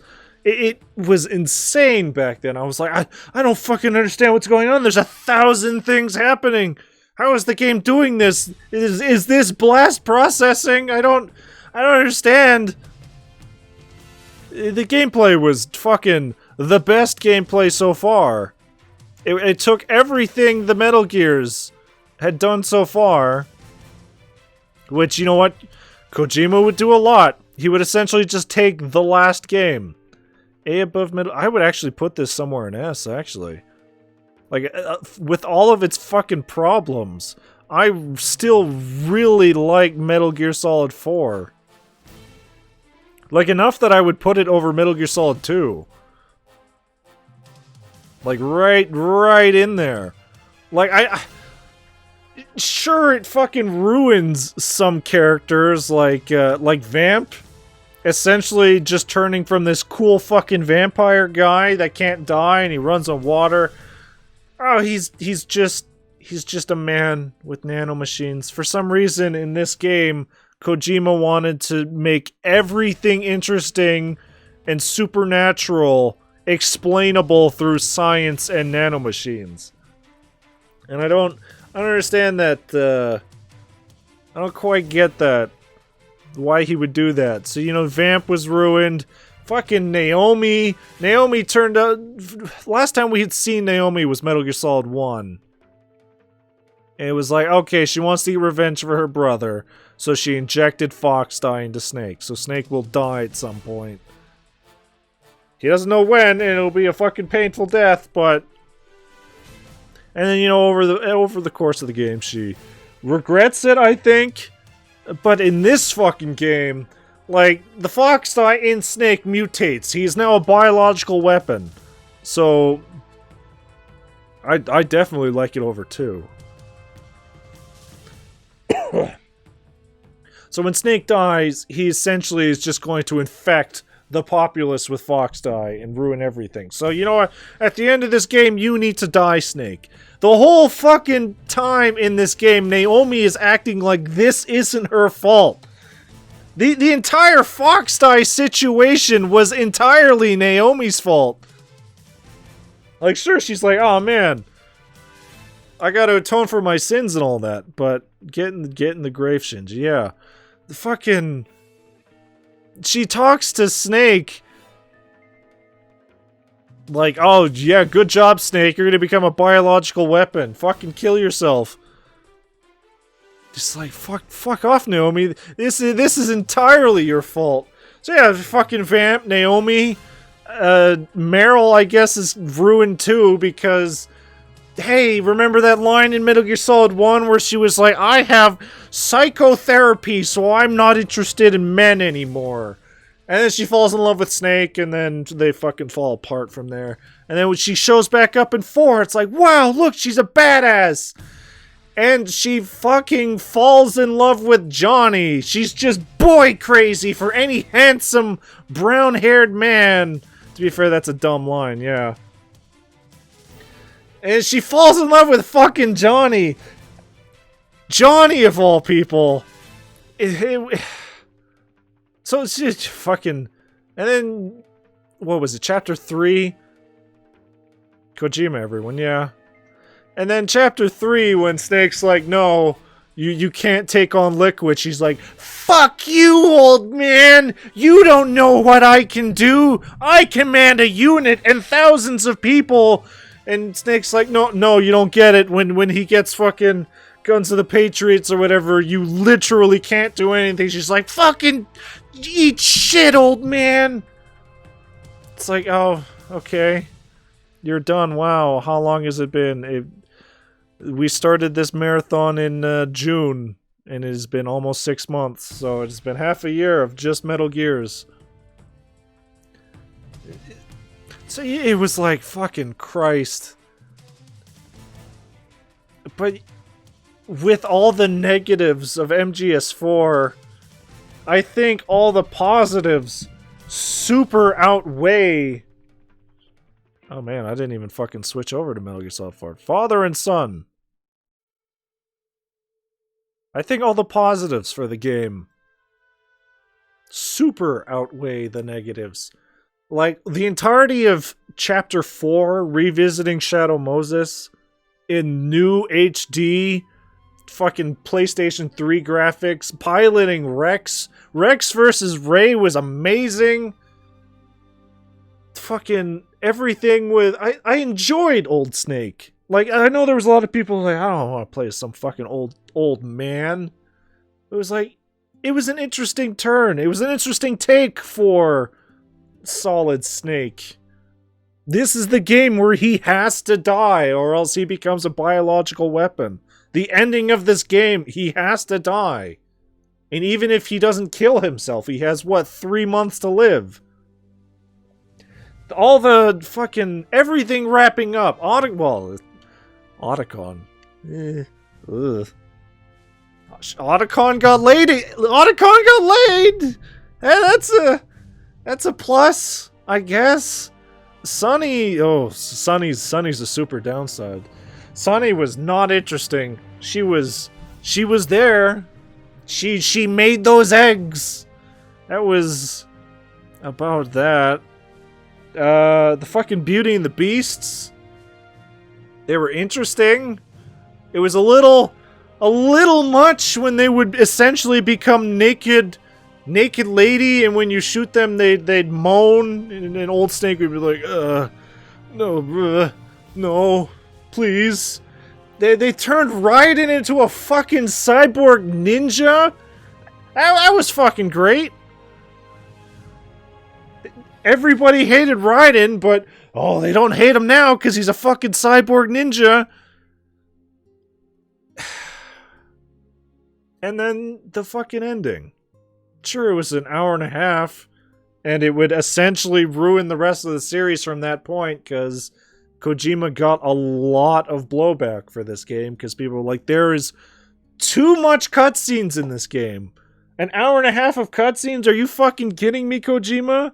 And then from this point forward, Kojima would be like, oh, all right, I'll try to condense the story, make it optional, which he did. Everything essentially after that point was cassettes and then small cutscenes, but I don't fucking know. This was an actual movie, yeah. This was the big Metal Gear. And I really liked it. Sure, the story was dumb at some points. Liquid getting control of Guns of Patriots and just going bang bang. Liquid running off and going, haha, you can't catch me, Snake. Woohoo! That was dumb, but everything else, the fucking microwave hallway, the final boss between fucking old Snake and Low S is good, yeah. Old Snake versus fucking Liquid Ocelot. That would probably, if not for the final boss of Metal Gear Solid 3 and everything that carried, Metal Gear Solid 4's final boss would definitely be my favorite if it wasn't for MGS3. Just two old men just going at it. Music fucking swelling. Everything in the series leading up to this point. It was a nice send-off, and then, after the credits... Oh my god, the credits! The credits in itself had something in it where, it's just scrolling through all the names, and then it's like, Big Boss, Richard Doyle, and you sit there, and then it stops on Big Boss, you're like, wait a minute, I don't remember Big Boss ever fucking saying a line, and then another cutscene starts, and Snake turns around, and it's fucking Big Boss! How the fuck is Big Boss alive? It was just... And then, Big Boss goes on his big rants, and then he eventually dies. I really enjoyed all that. Like, Big Boss's final line of, "This is good, isn't it?" is just so fucking good. There's so much in MGS4 that I love. And I know that a lot of people hate this game now because a lot of characters are ruined. Oh, it's Vamp and all that, but I really fucking like this game and its story stuff. This was Kojima at his most Kojima. And I really enjoyed it. Like, this was my main reason to get a PS3 back in the day, which I didn't, because $600 seems like a lot. But, yeah. Yeah, just under MGS3 seems fine for me. Like, I can play MGS4 easily. Or just watch the cutscenes. It's good. It's good. It's good. Now you have my shit one. Yeah? Yeah? What's wrong with Peace Walker?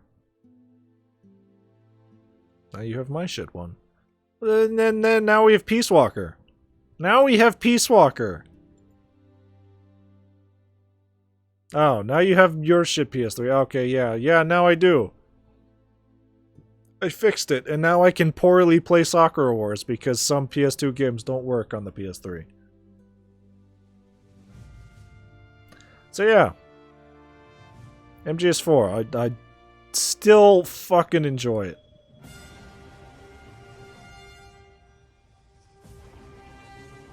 That was Peace Walker. Peace Walker was... You missed that whole game. It was a fucking good game. If I was to take Peace Walker, I would put it in A. Just under MGS2, over Metal Gear 2. Just right there. It just takes everything from Portable Ops and fucking makes it so much better. This one Kojima was actually involved with, because, as we know, Kojima has a fucking anti-nuke fetish. He wasn't originally involved with this game, but once he was writing for it and realized, oh, you know what? I could do a whole game about nuclear deterrence and how bad nukes are. He jumped right the fuck in there. He got in there, baby. He needed it. And, you know what? A lot of people don't like how, they're essentially touching on the boss more. Because whatever the boss had in MGS3, that was fine. You don't need to touch that. It was perfect the way it was. It was fine, because it wasn't actually the boss. It was an AI. You know what? Because the first half of the game was the AI and all the nuclear deterrence and, oh, we need this AI of the boss because she'll make the right call to launch this nuke, and she doesn't end up launching the nuke because, hey, guess what? The boss's secret dream was world peace. A world without borders.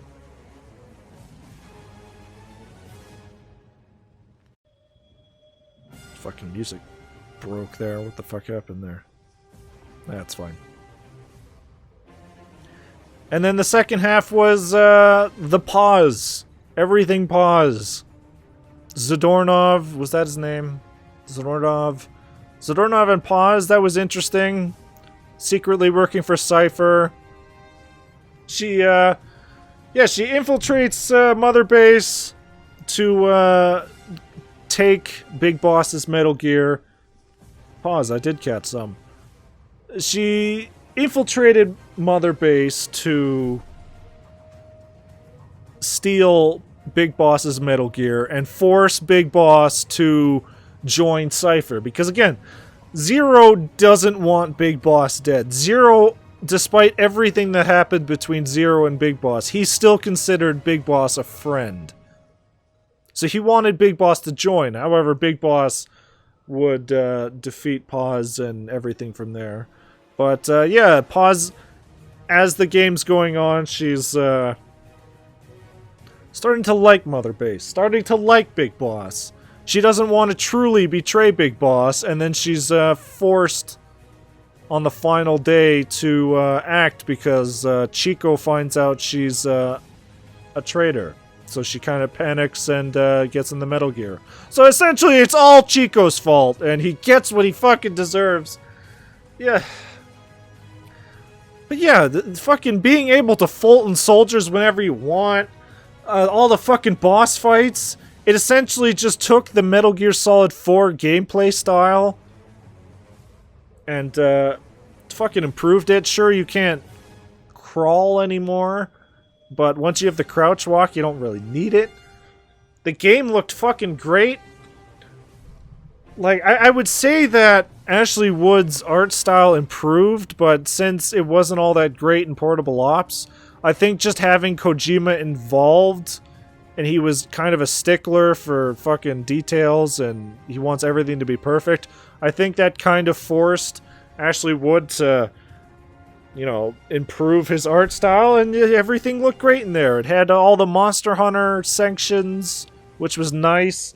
It had a nice variety of missions. Fucking 90-95% of the game was voice acted. Miller was introduced. He was kind of just there as the Big Boss super fan. We got fucking Huey. Which, you know what? In this game, Huey was alright, because he was just Otacon. That's all his character was. He was just Otacon in a wheelchair. He had no character other than that. Strangelove was introduced. She was really fucking cool. And then you kind of forget about Chico, because don't think about Chico. Amanda was cool. Cecile, I said it during the stream, Cecile was nothing. She did nothing for the plot. She showed up in one mission and then joined Mother Base and then was just kind of there. She didn't have any real input on anything. She was essentially fucking Natasha from the other games. Just, she's there if you want to talk to her, but it's not really anything. But yeah. There was just so much jam-packed into this game. For a PSP game. This was the essential Metal Gear experience on the PSP. And even then, like, since all the plot was condensed to cassettes and some cutscenes, like, anybody could fucking pick up this game and play it. And even if they didn't want to watch all the cutscenes, they could get around it. Like, you could fight a huge variety of fucking vehicles, Metal Gears, there was huge mission variety, collecting all the soldiers, which would be fucking super expanded in the 5. There was a lot to do in it, so it was a lot of bang for your buck back then, but it just shit on portable ops. Like, who needs portable ops at this point? And then, yeah, it was more Big Boss, and you know what? More Big Boss is not a bad idea. So yeah, solid A. Just under MGS2, but over Metal Gear 2. Alright, this is kind of cheating, I guess. Let's get a nice drink of water.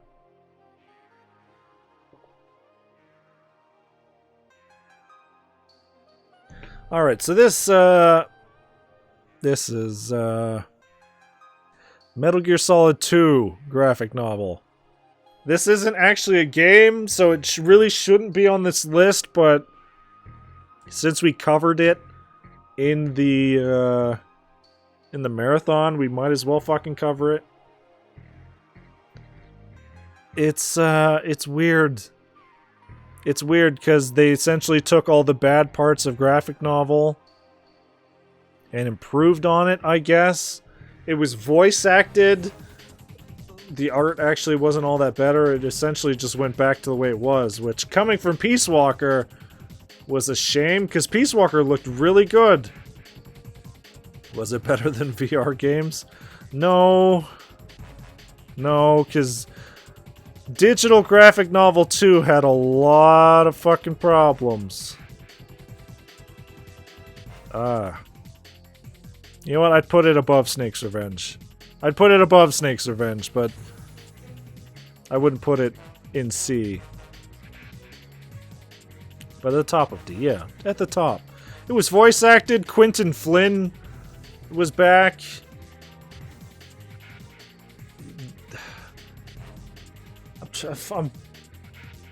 It's weird. Because, they changed a lot of stuff again, like the first one did. Like, for some reason, Rose is actually real in this game.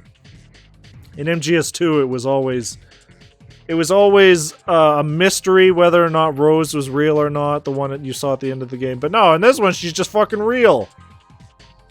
They gave more screen time to Fat Man, which you wouldn't think is great, but then you get his fucking voice actor just going 100%, and it was fucking amazing.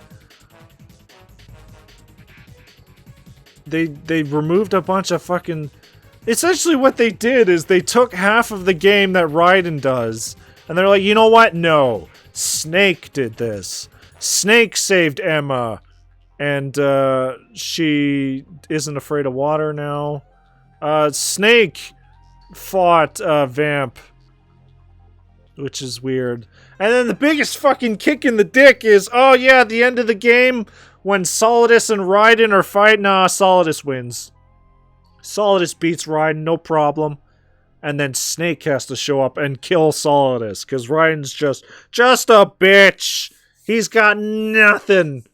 He can't do it. It has to be Snake. Which, you know what, sure, since these were books, I guess, but holy shit, does this fucking shit on Raiden. Oh yes, basically what people wanted to be when it was the first, yeah. They essentially just wanted another Snake game, but other than that, it was an alright retelling of Metal Gear Solid 2. Like, if you didn't want to play Metal Gear Solid 2 for some reason, you could just watch the digital graphic novel 2, but the things that did change, it was not... Like, you were gonna get a fucked up version of the story. And then, you know, Snake kills Solidus, and Raiden wakes up, and Snake's like, alright, you gotta figure out who you really are. And Raiden's like, oh, sure. Okay. And then it just kind of ends. It was weird. Like, I would put it above Snake's Revenge, because, yeah, I fucking enjoyed Fat Man and Quentin Flynn just going at it, but it's not a game. It's not a game. It was a movie. I looked at pictures again. So yeah, I'll fucking leave it there for now. All right, and here we fucking go. Here we fucking go. Metal Gear Rising: Revengeance. This is such a fuck. Is Pachinko? Oh, Pachinko's not. We didn't cover Pachinko in this fucking marathon. That's my fucking excuse around it.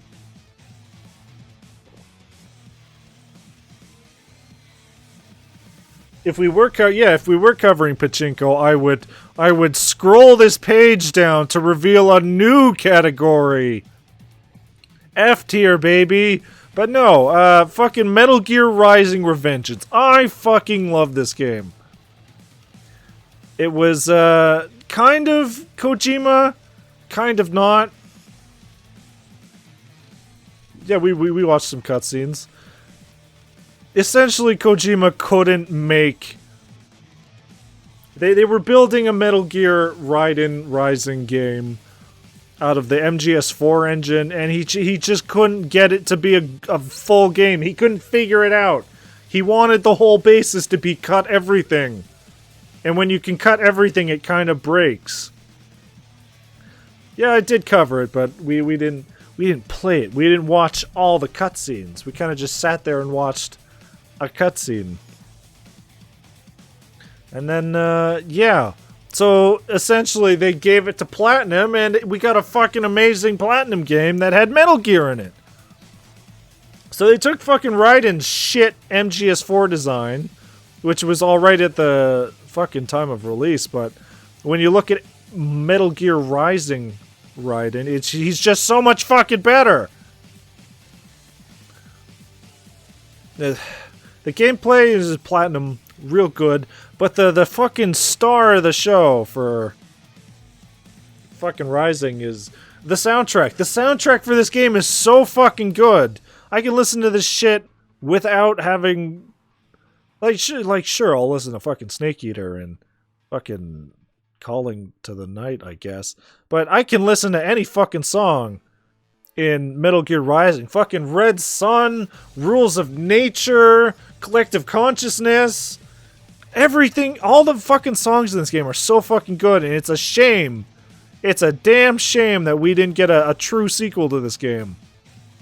Kojima always did want to make a sequel to the game, but, you know, with everything that happened. So, yeah, I would definitely put this right there. Like, sure, that seems kind of high. That seems kind of high. Yeah, it's my second favorite Metal Gear. Like, I would put it above Metal Gear Solid 3 Snake Eater, because it's just a worse version of Subsistence. But it's like, I had fun playing that game the whole damn time. The story wasn't too bad. Fucking Armstrong. Armstrong was so fucking good. They're like, we need a villain. We need a villain. We'll just make this cartoony politician and make him cartoonishly evil. And he was fucking amazing. He is a meme. Yeah, he is a meme. He was so good.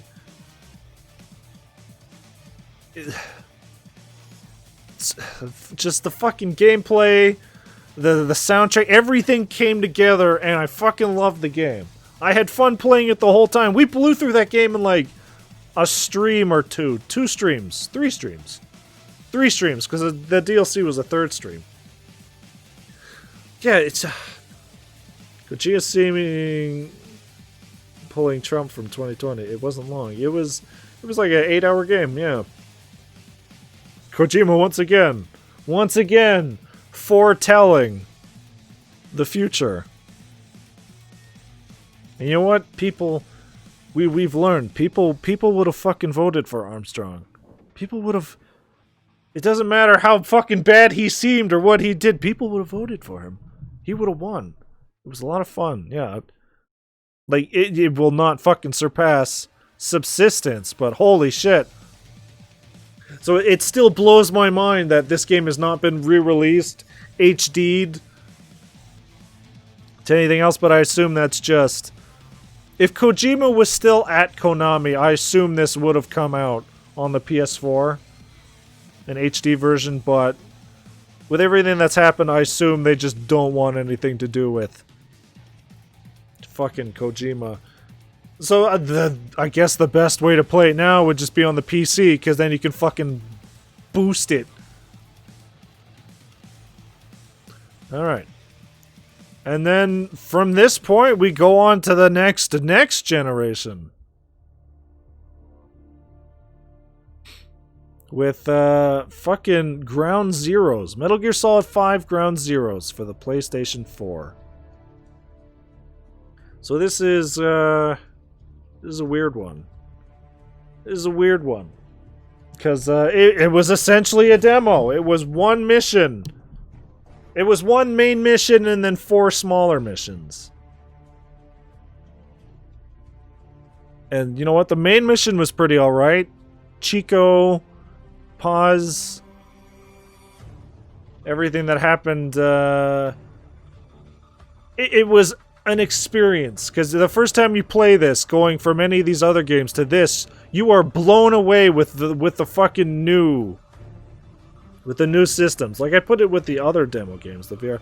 I don't know, I'd maybe put it a bit higher, because the story was good. It was a fucking damn technical marvel. Blowing everybody's mind. And... Because again, Ground Zeroes was not supposed to be a standalone game. This was supposed to be part of Phantom Pain. But with all the money Kojima was fucking blowing on nothing for Phantom Pain, Konami wanted to make money back. So like, just cut off the first, I don't know, not even 5%. First like 2% of Phantom Pain. To me, it just should not have been a game. It was just a cash grab over all the well, just take the first 2% of Phantom Pain, make that its own fucking game, and go from there. So yeah, the story was good. It set up a lot. It was Kiefer Sutherland's first Metal Gear.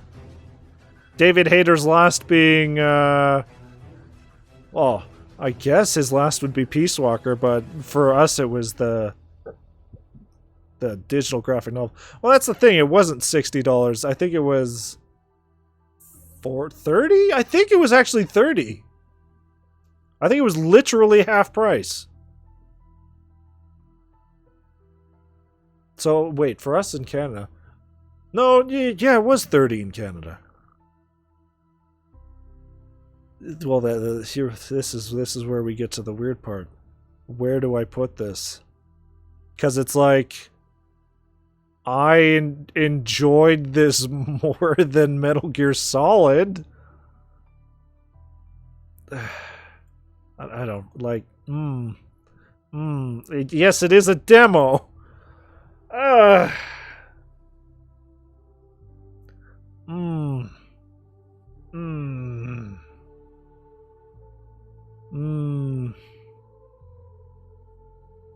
You know what? Yeah, I'd put it right here. Right above Metal Gear Acid 2. It was okay.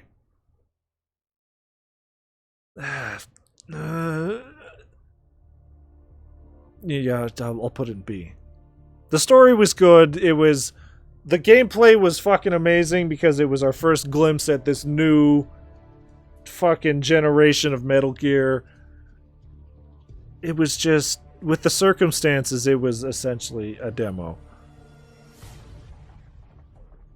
But what we did get for what price, it was good. You could play it a bunch and feel satisfied, I guess. But a lot of people didn't feel satisfied. But yeah. Yeah.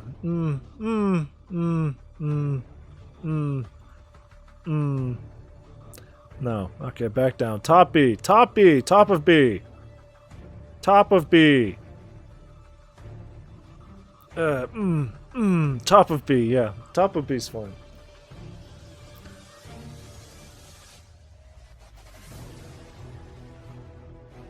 This next one is S, baby. Yeah, I would definitely put this one up here. MGS5. Kojima put so much fucking work into this game.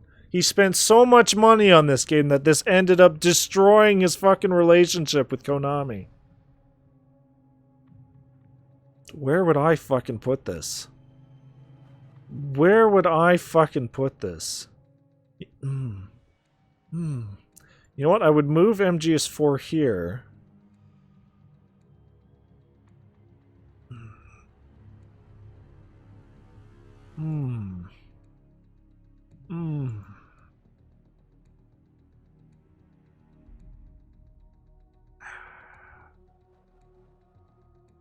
You know what? I would actually put it... Well, woo! I would put it above 4, but under Revengeance. Too bad it shat itself at the end. Yeah, well... You know what? I'd put it below 4. I'd put it below 4. I actually enjoyed 4 a bit more than 5, but... Yeah, this game was just... It was the best... It was the best Metal Gear... gameplay-wise. Kojima put so much work into this gameplay being fucking perfect that even people who didn't like Metal Gear would fucking like this game, and you know what they fucking did? This is the top fucking percentage of how Metal Gear should be. Unfortunately, the story did take a huge fucking hit. Like, what we did get for story was really good.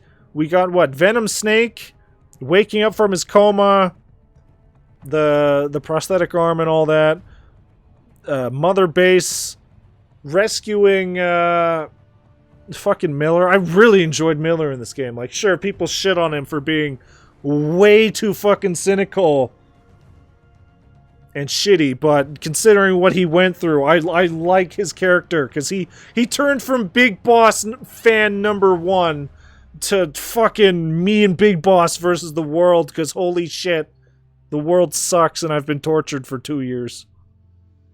Lost an arm and a leg. There was a lot of speeches Miller gave in Phantom Pain and Ground Zeroes that became memes because they were really fucking good. They were good speeches. Kids of Sahelanthropus part was just the worst. Like, we never get a resolution. Yeah.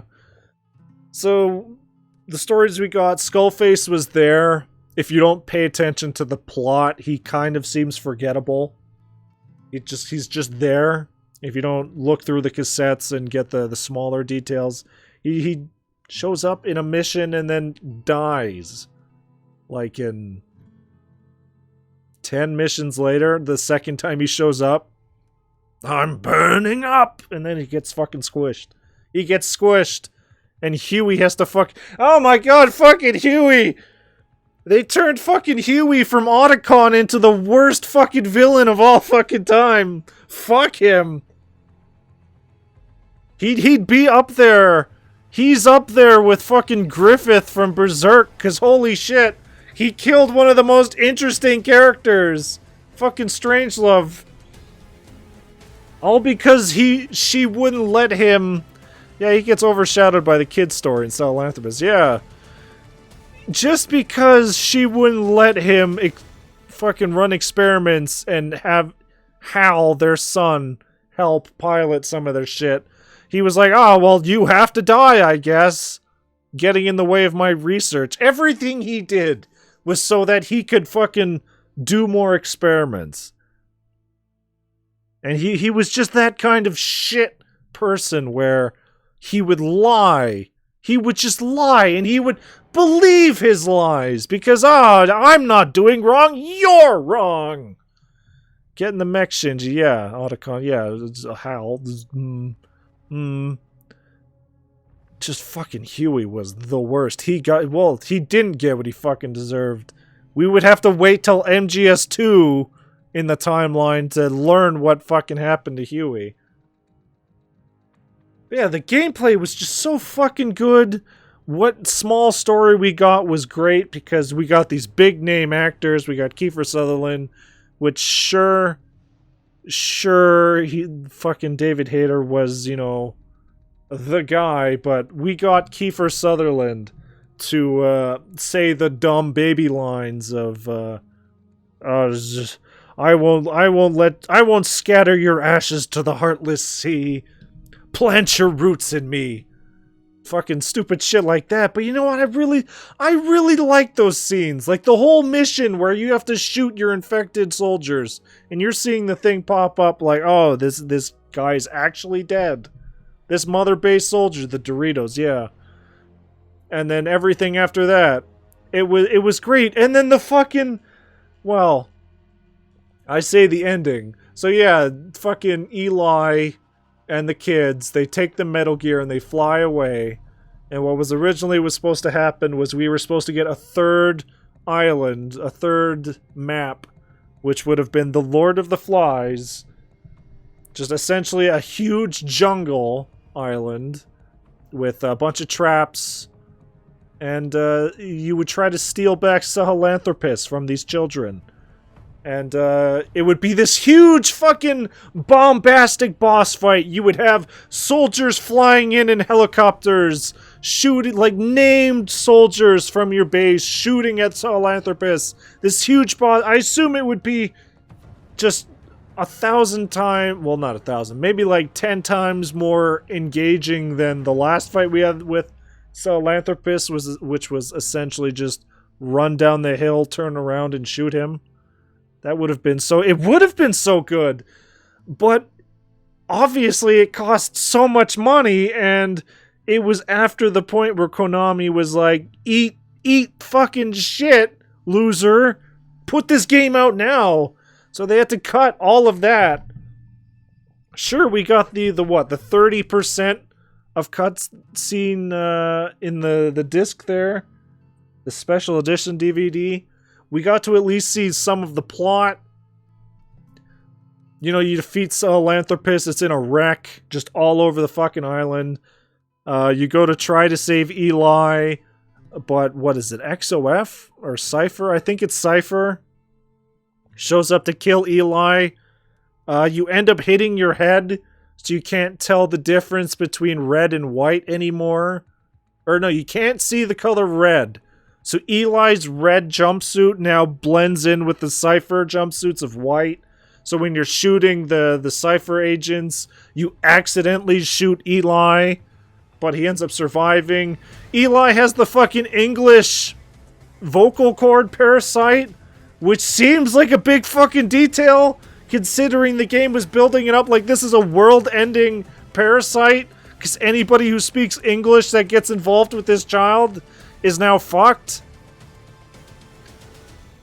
And then, you know, you defeat him and you realize, oh, he's infected, so we'll just leave him here with a gun.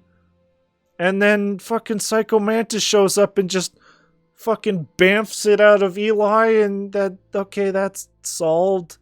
And then Psycho Mantis and Eli just fly away to America, I think. It's weird. I don't think that would have been the actual ending. I think that would have just been the ending to the fucking kid arc. The Eli arc. But the actual ending, which we did get in MGS5, which was the big reveal that you are not actually Big Boss, you are Venom Snake. You are the best soldier they had at Mother Base. And when Big Boss went into his coma after Mother Base was destroyed in Ground Zeroes, you had a facial reconstruction. Everything was changed about you. And Ocelot fucking hypnotized you into thinking you were Big Boss, so that the world would be trained on you, while Big Boss could go start his own actual evil plans. It was a big reveal, and it was fucking amazing. The whole mirror thing, the small details in the background of the Diamond Dogs logo turning into the Outer Heaven logo. I thought it was really fucking good. It showed how much of a fucking hypocrite Big Boss had turned into at that point. Because his whole point before was, I want to create a fucking... a nation where mercenaries can work without being used by governments. And they can just work and be free. And then here we are in MGS5, where he is actively using Venom, Snake, Miller, all of Mother Base to fucking get to his ends. Just using them like tools. And it would explain, again, how Big Boss survived Metal Gear 1. Because we didn't kill Big Boss in Metal Gear 1. We killed Venom Snake. So that as an ending was alright, but it is a huge sour note of, oh, yeah, Eli just kind of flew off with the mech, didn't he? That's... oh, okay. So that just is unanswered. And then we thought, when we got the definitive edition, that, oh, they're gonna add that ending back in. They didn't. They just... it was Metal Gear Ground Zeroes and Phantom Pain and the DLC. And then that was it. What we got in Phantom Pain was like, if we got the complete package, what we thought it was. Yeah. Yeah, unanswered, yeah. If we got the complete package for MGS5, I think this probably would have jumped up over 4. But what we did get was still a fucking good game. Was a great it was a great Metal Gear. But it wasn't the most Metal Gear. I still like then and then, yeah. Then and then, like, how do I fucking put this? I'll take a Metal Gear Solid 4. I'll take fucking hours of cutscenes. 'Cause that's my Metal Gear. That's what I grew up with Metal Gears. I want all of my plot explained in super roundabout ways. The story, yeah. I want the story over gameplay, but... what can I say? Five had good on both. And, you know what? I would say it was a decent... I would say it was a decent way for the Metal Gear series to fucking end. But Konami wouldn't have that, would they? Konami wouldn't fucking let it end there. No, they needed money. They needed money. So we got Metal Gear Survive. We got Metal Gear Survive. Which was interesting. Hold on. I just want to look up what the fucking budget for Metal Gear Survive was.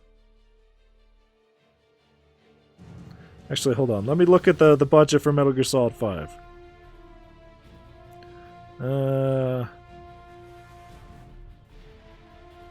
Actual worst. This is the worst, yeah. Is it actually going to list the budget in here?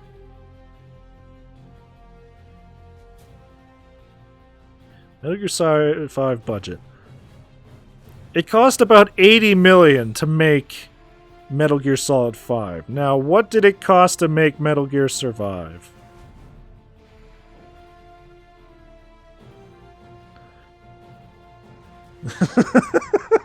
I typed, okay. I typed in Metal Gear Survive budget, and it came up $40.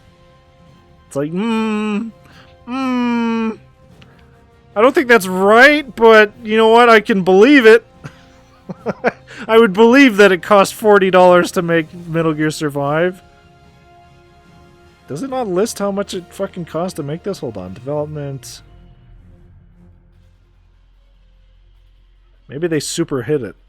Maybe they super hit it because they didn't want people to know.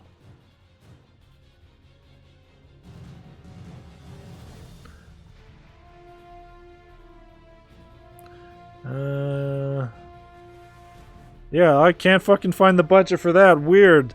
Weird. But yeah, this... I would put it above the digital graphic novel. I'll say that. I'll say that. I'll put it over that. but it is the worst Metal Gear. Like, playing it felt cheap, it looked cheap. I don't know how it would be for somebody who didn't play Metal Gear Solid 5, but the whole time playing it, you could look at anything in the game and be like, oh, that's from MGS5. Oh, that tiny little cell over there, that's from MGS5. This part of the map, oh, this is just the Africa part of MGS5. Oh, and here's that other part of MGS5 just fucking Frankensteined onto the map here. It was super obvious that they just took everything from MGS5 and reused it to just fucking Frankenstein this new game together. Just to get some money back. It was not a good sign. When Konami said, no man, we still make games, we're gonna still make another Metal Gear. This is not what we needed. We did not need this. The story wasn't great, considering it was mostly conveyed through, text. Which, sure, the other games had the codec moments, but a lot of big cutscene moments weren't cutscene moments in Survive. They were text. Like when Steve showed up and kidnapped Chris. I'm glad I got to read about that. Like, give me a month. I doubt I'll remember any of these fucking characters. They were all one-dimensional. There was fucking no boss fights.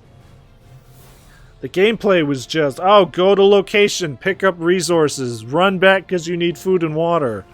Like, sure, it wasn't as monotonous near the end because we had all that shit, but it didn't need to be a Metal Gear game. I said this during the stream. It did not need to be a Metal Gear game. Like, you could have just taken the Metal Gear out of the title, just call it Survive. Just had nothing to do with Metal Gear, and you know what? Maybe people would have accepted it more, maybe it would have done better. It's a bad game in the genre it's trying to profit off of. Survival games were big at the time. So was zombie survival games. It was the worst kind of cash grab. Well, it came out in 2018. I think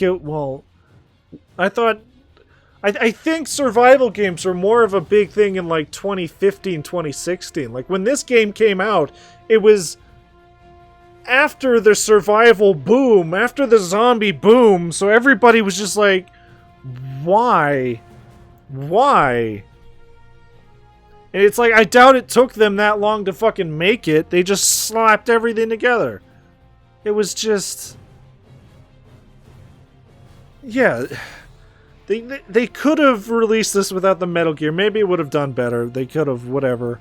But since they just essentially used everything in Metal Gear Solid 5, all the assets, all the maps, they had to stick the Metal Gear license on there because, you know what? People would have called them out if this was literally its own IP. It was extremely out of touch. It was super not a Metal Gear game. Which is weird, because out of all the Metal Gear games here, there's Metal Gear Acid, which was all card-based, but it was still trying to be a Metal Gear game. It was still trying to feel like a Metal Gear game, and you know what? That was alright. Then we had Rising, which it had a completely different gameplay style, but it still focused on the story a lot, which is very Metal Gear, and I think actually it was written by Kojima. Metal Gear Survive was just fucking nothing. In fact, it'd be a better game if you took out the Metal Gear parts of the game. If you took out the Metal Gear parts of the game, there would be no game. Because, you know what?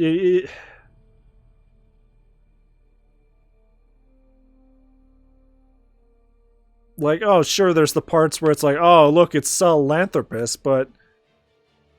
So, like, if you took the Metal Gear, it didn't have to be Sahelanthropus. It could have just been a big fucking gun. We found this big fucking gun.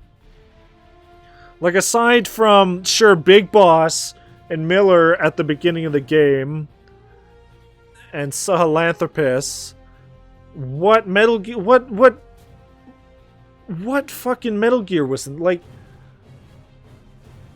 everything else was its own original thing. It's like, you could easily take out Big Boss and Miller at the beginning of the game. Just make him a random fucking soldier in some random army. You could easily take out Sahelanthropus. Just make it a, oh, we found this factory.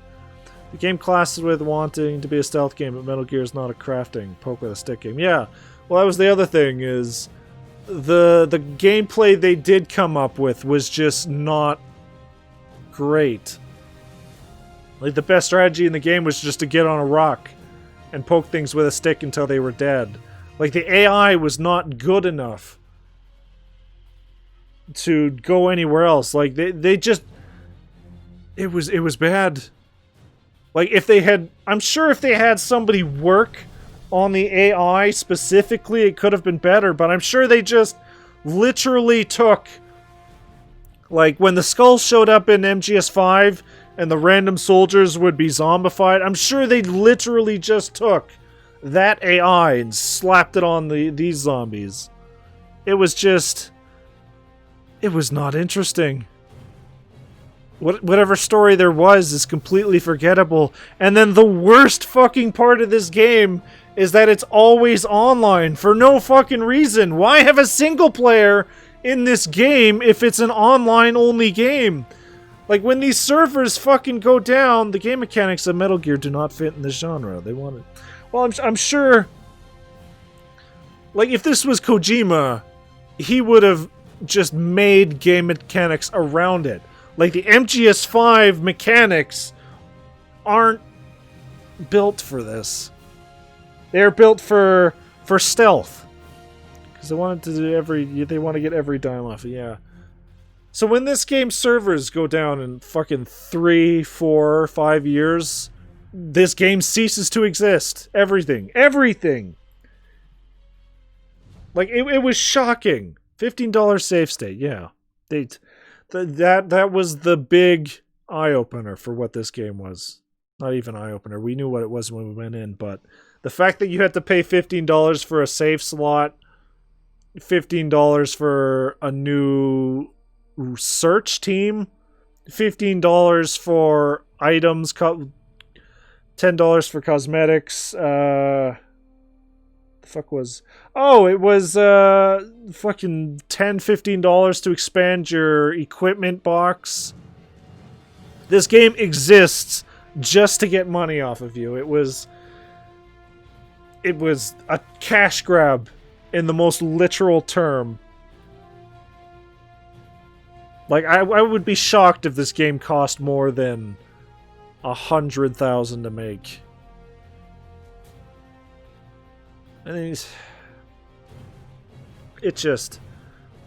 Like, maybe if they had released this game as like a downloadable title only, just the multiplayer, for like, I don't know, $10.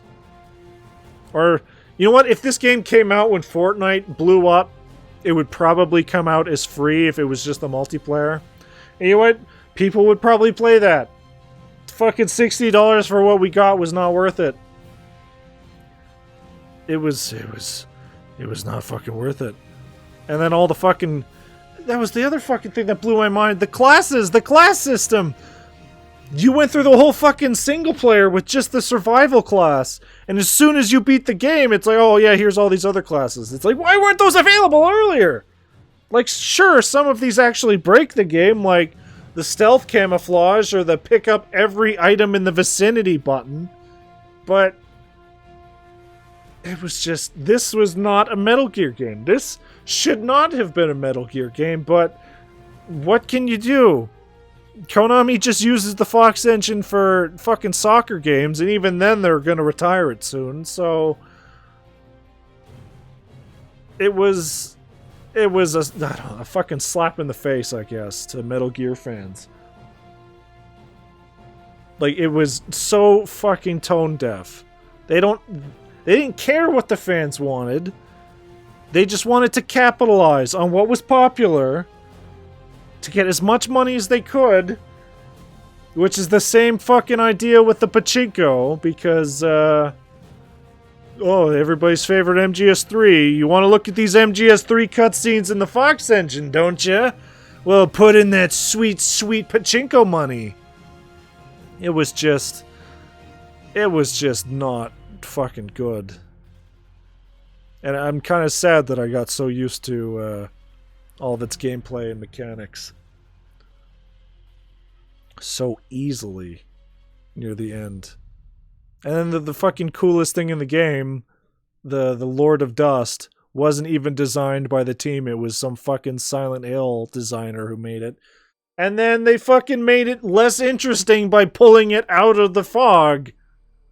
And then when it came out of the fog, it kind of just walked up and then got stuck on a rock. And it was like, And then that was it. It lost all its mystique. It lost everything. It was not interesting. Like seeing that thing lumbering around in the fog by itself with no context, that was great. Seeing it outside of the fog, it's just a big fucking rock dinosaur with 4 asses. It was not... They're acting like, oh, I care about this fucking AI that's blowing itself up. Concept art for the Lord of Dust is much better than the in-game model, yeah. Which you could say about fucking Metal Gear Acid, too. All the concept art for Metal Gear Acid was way better than the actual fucking game. It was just... The best part of it was the first... Yeah, the best part of the game was when I came out of that building and the ground was shaking and you look out in the fog and this big fucking thing slowly comes out of the fog and walks away. It was the fucking highlight of the game. It's just... You can kind of understand why the fucking Metal Gear series is dead at this point. It was just a bullet in the fucking series. All the fucking longtime fans didn't want anything to do with it. All the people who did pick it up were like, this isn't a good game. You know what? There are some people who were like, oh, the multiplayer. Because multiplayer can save any game, but... Considering everything else here, this was the big sloppy fucking fart. This is the dump in the pants. I'd say in summary of the list, everything in B and above is worth a play, though. Yeah. So, essentially every... C is like only if you really want... If you're interested in Metal Gear Acid, yeah, sure. Essentially, what this means is... D is just fucking burn it. Burn it with fire. Essentially what this list is saying is... Just play everything that Kojima was involved with. Because if we look at this list... Everything B and up is a Kojima game. Except for fucking Acid 2. But that's just because Acid 2 was... It was a celebration, I guess, of the fucking series. It was good. It seems like Kojima make a good video game, doesn't it? Doesn't it? Just looking at this. Everything below is like, oh, Kojima's not involved? Well, hey, guess what? It's not a very good game, is it? No, it's not a very good game, is it? And then if we take Death Stranding, if I was to put Death Stranding on this list, I would, I put it at the top of A, I guess. And then fucking Boktai and all that. Yeah, Death Stranding was good. I think Kojima makes a good video game. He focuses on... That's fair. He focuses on new experiences. He wants to make video games that people have not played before. And then when it comes to Metal Gears, every Metal Gear would try to take the Metal Gear before and just enhance on it. And that's how we would get Metal Gear Solid 3, Metal Gear Solid 4. He just would improve with every Metal Gear going forward. I can't imagine a Metal Gear 6, how much money would have to be pumped into a Metal Gear 6. But, yeah, it's a shame that the Metal Gear series had to fucking die with Survive. But, yeah, If the rumors are true about a Metal Gear Solid remake coming to the PS4, I don't know how I would feel about it. Like, Survive has killed any fucking good spirit I would have with Konami. Like, I do not trust Konami at this point with the Metal Gear. I do not want to play. All hope. Yeah, I've lost all hope. Like, without Kojima, am I even interested in a Metal Gear game? And why pick Metal Gear Solid? If anything, why pick something that's, like, not canon? Why not make, like, Metal Gear Ghost Babel in the Fox engine? Why not? Well, I'm looking at these other ones. It's like,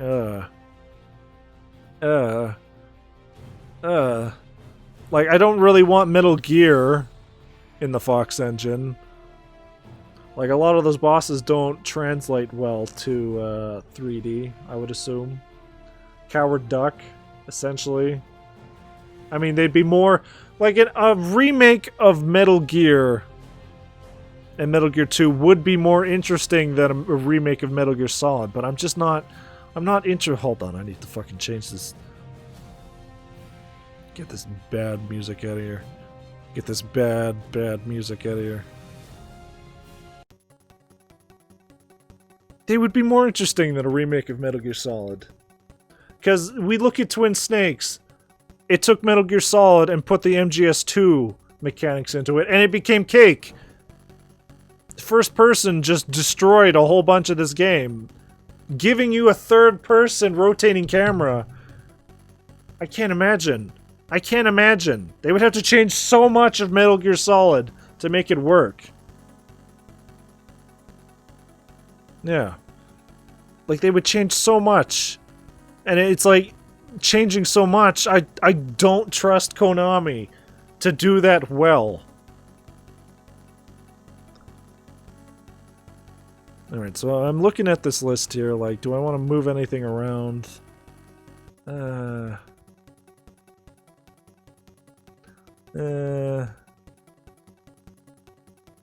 know what, I might move Peace Walker up. I might move Peace Walker up a bit.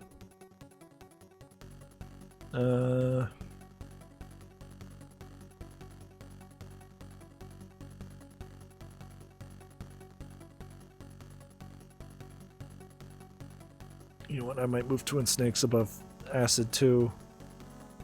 Like, I really enjoyed the stupid bullshit that Twin Snakes had. You know what, no. No, I'd move that down. I did enjoy playing Acid more than I did revisiting Twin Snakes.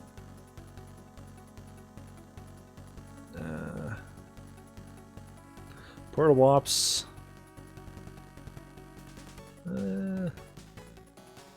Portable Ops, yeah. It hasn't aged well. I think it's good, the list, yeah. I'm looking at this like...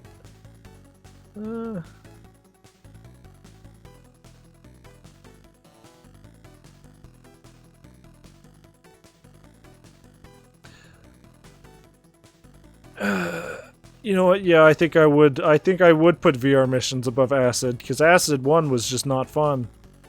Acid 1 was a slog. VR missions, I at least had some fun with it. But I do think Acid is a better game than fucking Portable Ops Plus. And then D, who the fuck cares about D? We can literally just... Give me a second here. Give me a second here. As I fuck everything up here.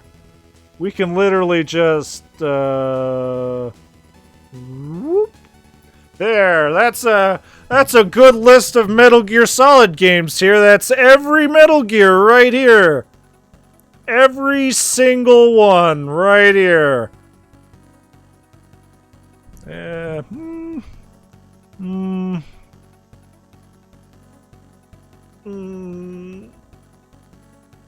There we go. That's a good list of video games right there. I couldn't possibly remember any other fucking games. This is all of them right here, baby.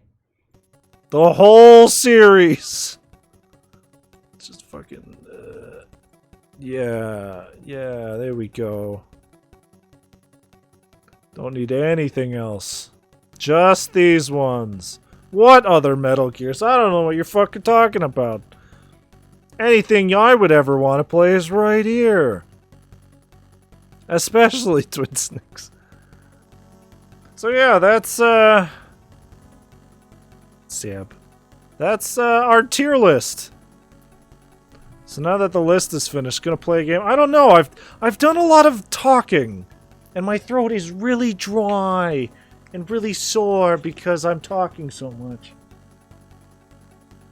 Which is weird because, you know, when you stream a game, you're mostly talking. But I did a lot of fucking talking in this. Just purely talking. I talked for 2 hours and 20 minutes straight. And my throat is getting kind of dry. So I don't think we will do another game after this. I think we'll just have to wait till, what is today? Wednesday? I think we'll just have to wait for Wednesday night when we start, Mischief Makers. So yeah, if you're ever getting interested in the fucking Metal Gear series, these are the fucking games. Everything else can fucking rot. Everything else can just fucking rot. I didn't put a lot of thought into this fucking marathon before we started. I was like, oh yeah, we'll play Metal Gear Solid 1.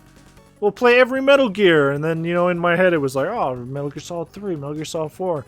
I never thought about, you know, the fucking, the good start, the creamy middles, and then, you know, the somewhat satisfying end. And then, you know, everything else that happened underneath. The crunchy bits. It was... I'm definitely glad that I did play all the other games in the series that I had never touched before. Because it makes me appreciate the other games. All the good games. A lot more. Like, I can look at MGS3 and be like, it is a fucking damn good Metal Gear. I can look at MGS4 like, oh yeah, sure they ruined a whole bunch of stuff, but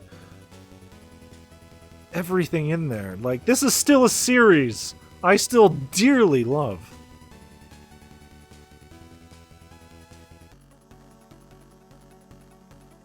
It's just a shame that it had to die the way it did.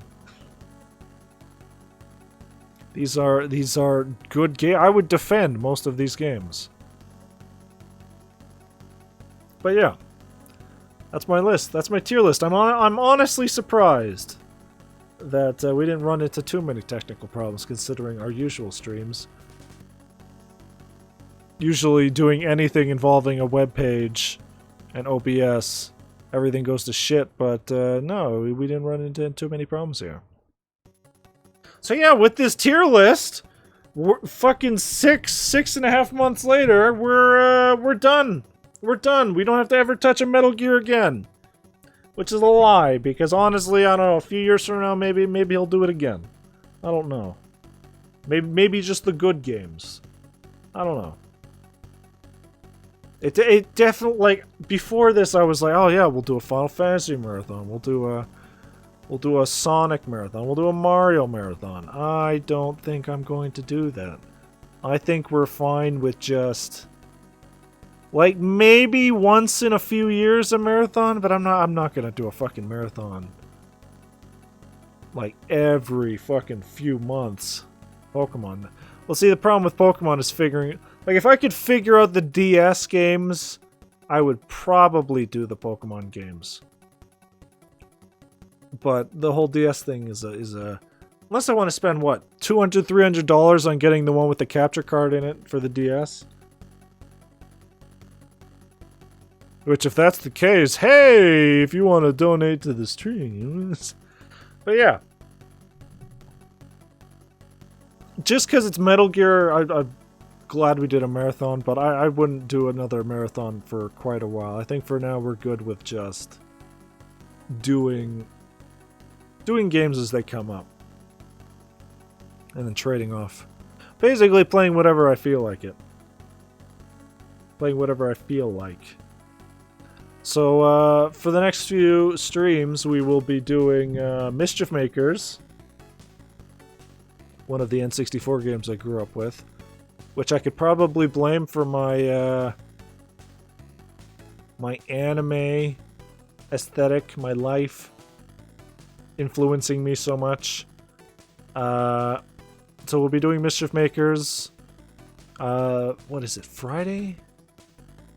Friday night we'll be starting... We won't be starting. We'll be doing another zombie survivor playthrough. That'll be about a 6-7 hour stream. I think it's attempt number 7. It's gonna be a headache. Because that game is glitched. Basically play through the whole game on one life. It's not fun, but I want to get it done. And then after that, I don't know. I think after that we might do Dead Rising. We might do the grounded difficulty on The Last of Us, which is essentially realism mode.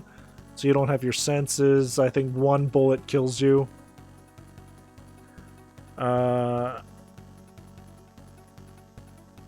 Basically, essentially, we're just playing zombie games. What the fuck? What the fuck? What is wrong with my tastes? I don't know, we might do No More Heroes. I do want to continue to trade off games, so it's not just the same game every other day. So if I do start an RPG like Persona 3 or Persona 4 or any other RPG, that just doesn't become the channel for a while. Just to add some variety, I guess. So yeah, that's the plan for the next while. And then from there, I don't know. Oh, I don't know. Whatever I feel like, basically. There are some games I want to touch on. There are some real garbage games I want to start. But we'll deal with that when we get there. So yeah, I think that's going to be it for the stream tonight. I'm going to rest my voice, because honestly, I'm somebody who doesn't talk a lot. When I'm by myself, which is a lot, I'd like to just sit on the couch, be silent, be quiet. So, I don't know, talking for 2.5 hours is something. Something. Alright, so yeah. I think that'll be it for tonight, and yeah, play Metal Gear. Play Metal Gear, it's good. It's good. It's good. I'm starting to wonder, is this going to be the last ever tier list I do? Do I keep this tab? Do I keep this scene in OBS called tier list? Alright. So that'll be it for tonight, and we'll be back fucking Wednesday night with Mischief Makers. And then from there on out, just pay attention to the schedule on the Twitch channel to know when the next few streams are, and yeah. So for now, I'm gonna take a break, relax, and you guys should enjoy the rest of your night. I'm going to flip the universe back around so I'm not flipped up here, because it's been bugging me. It's super bugging me. Alright. Everybody take care. Good night.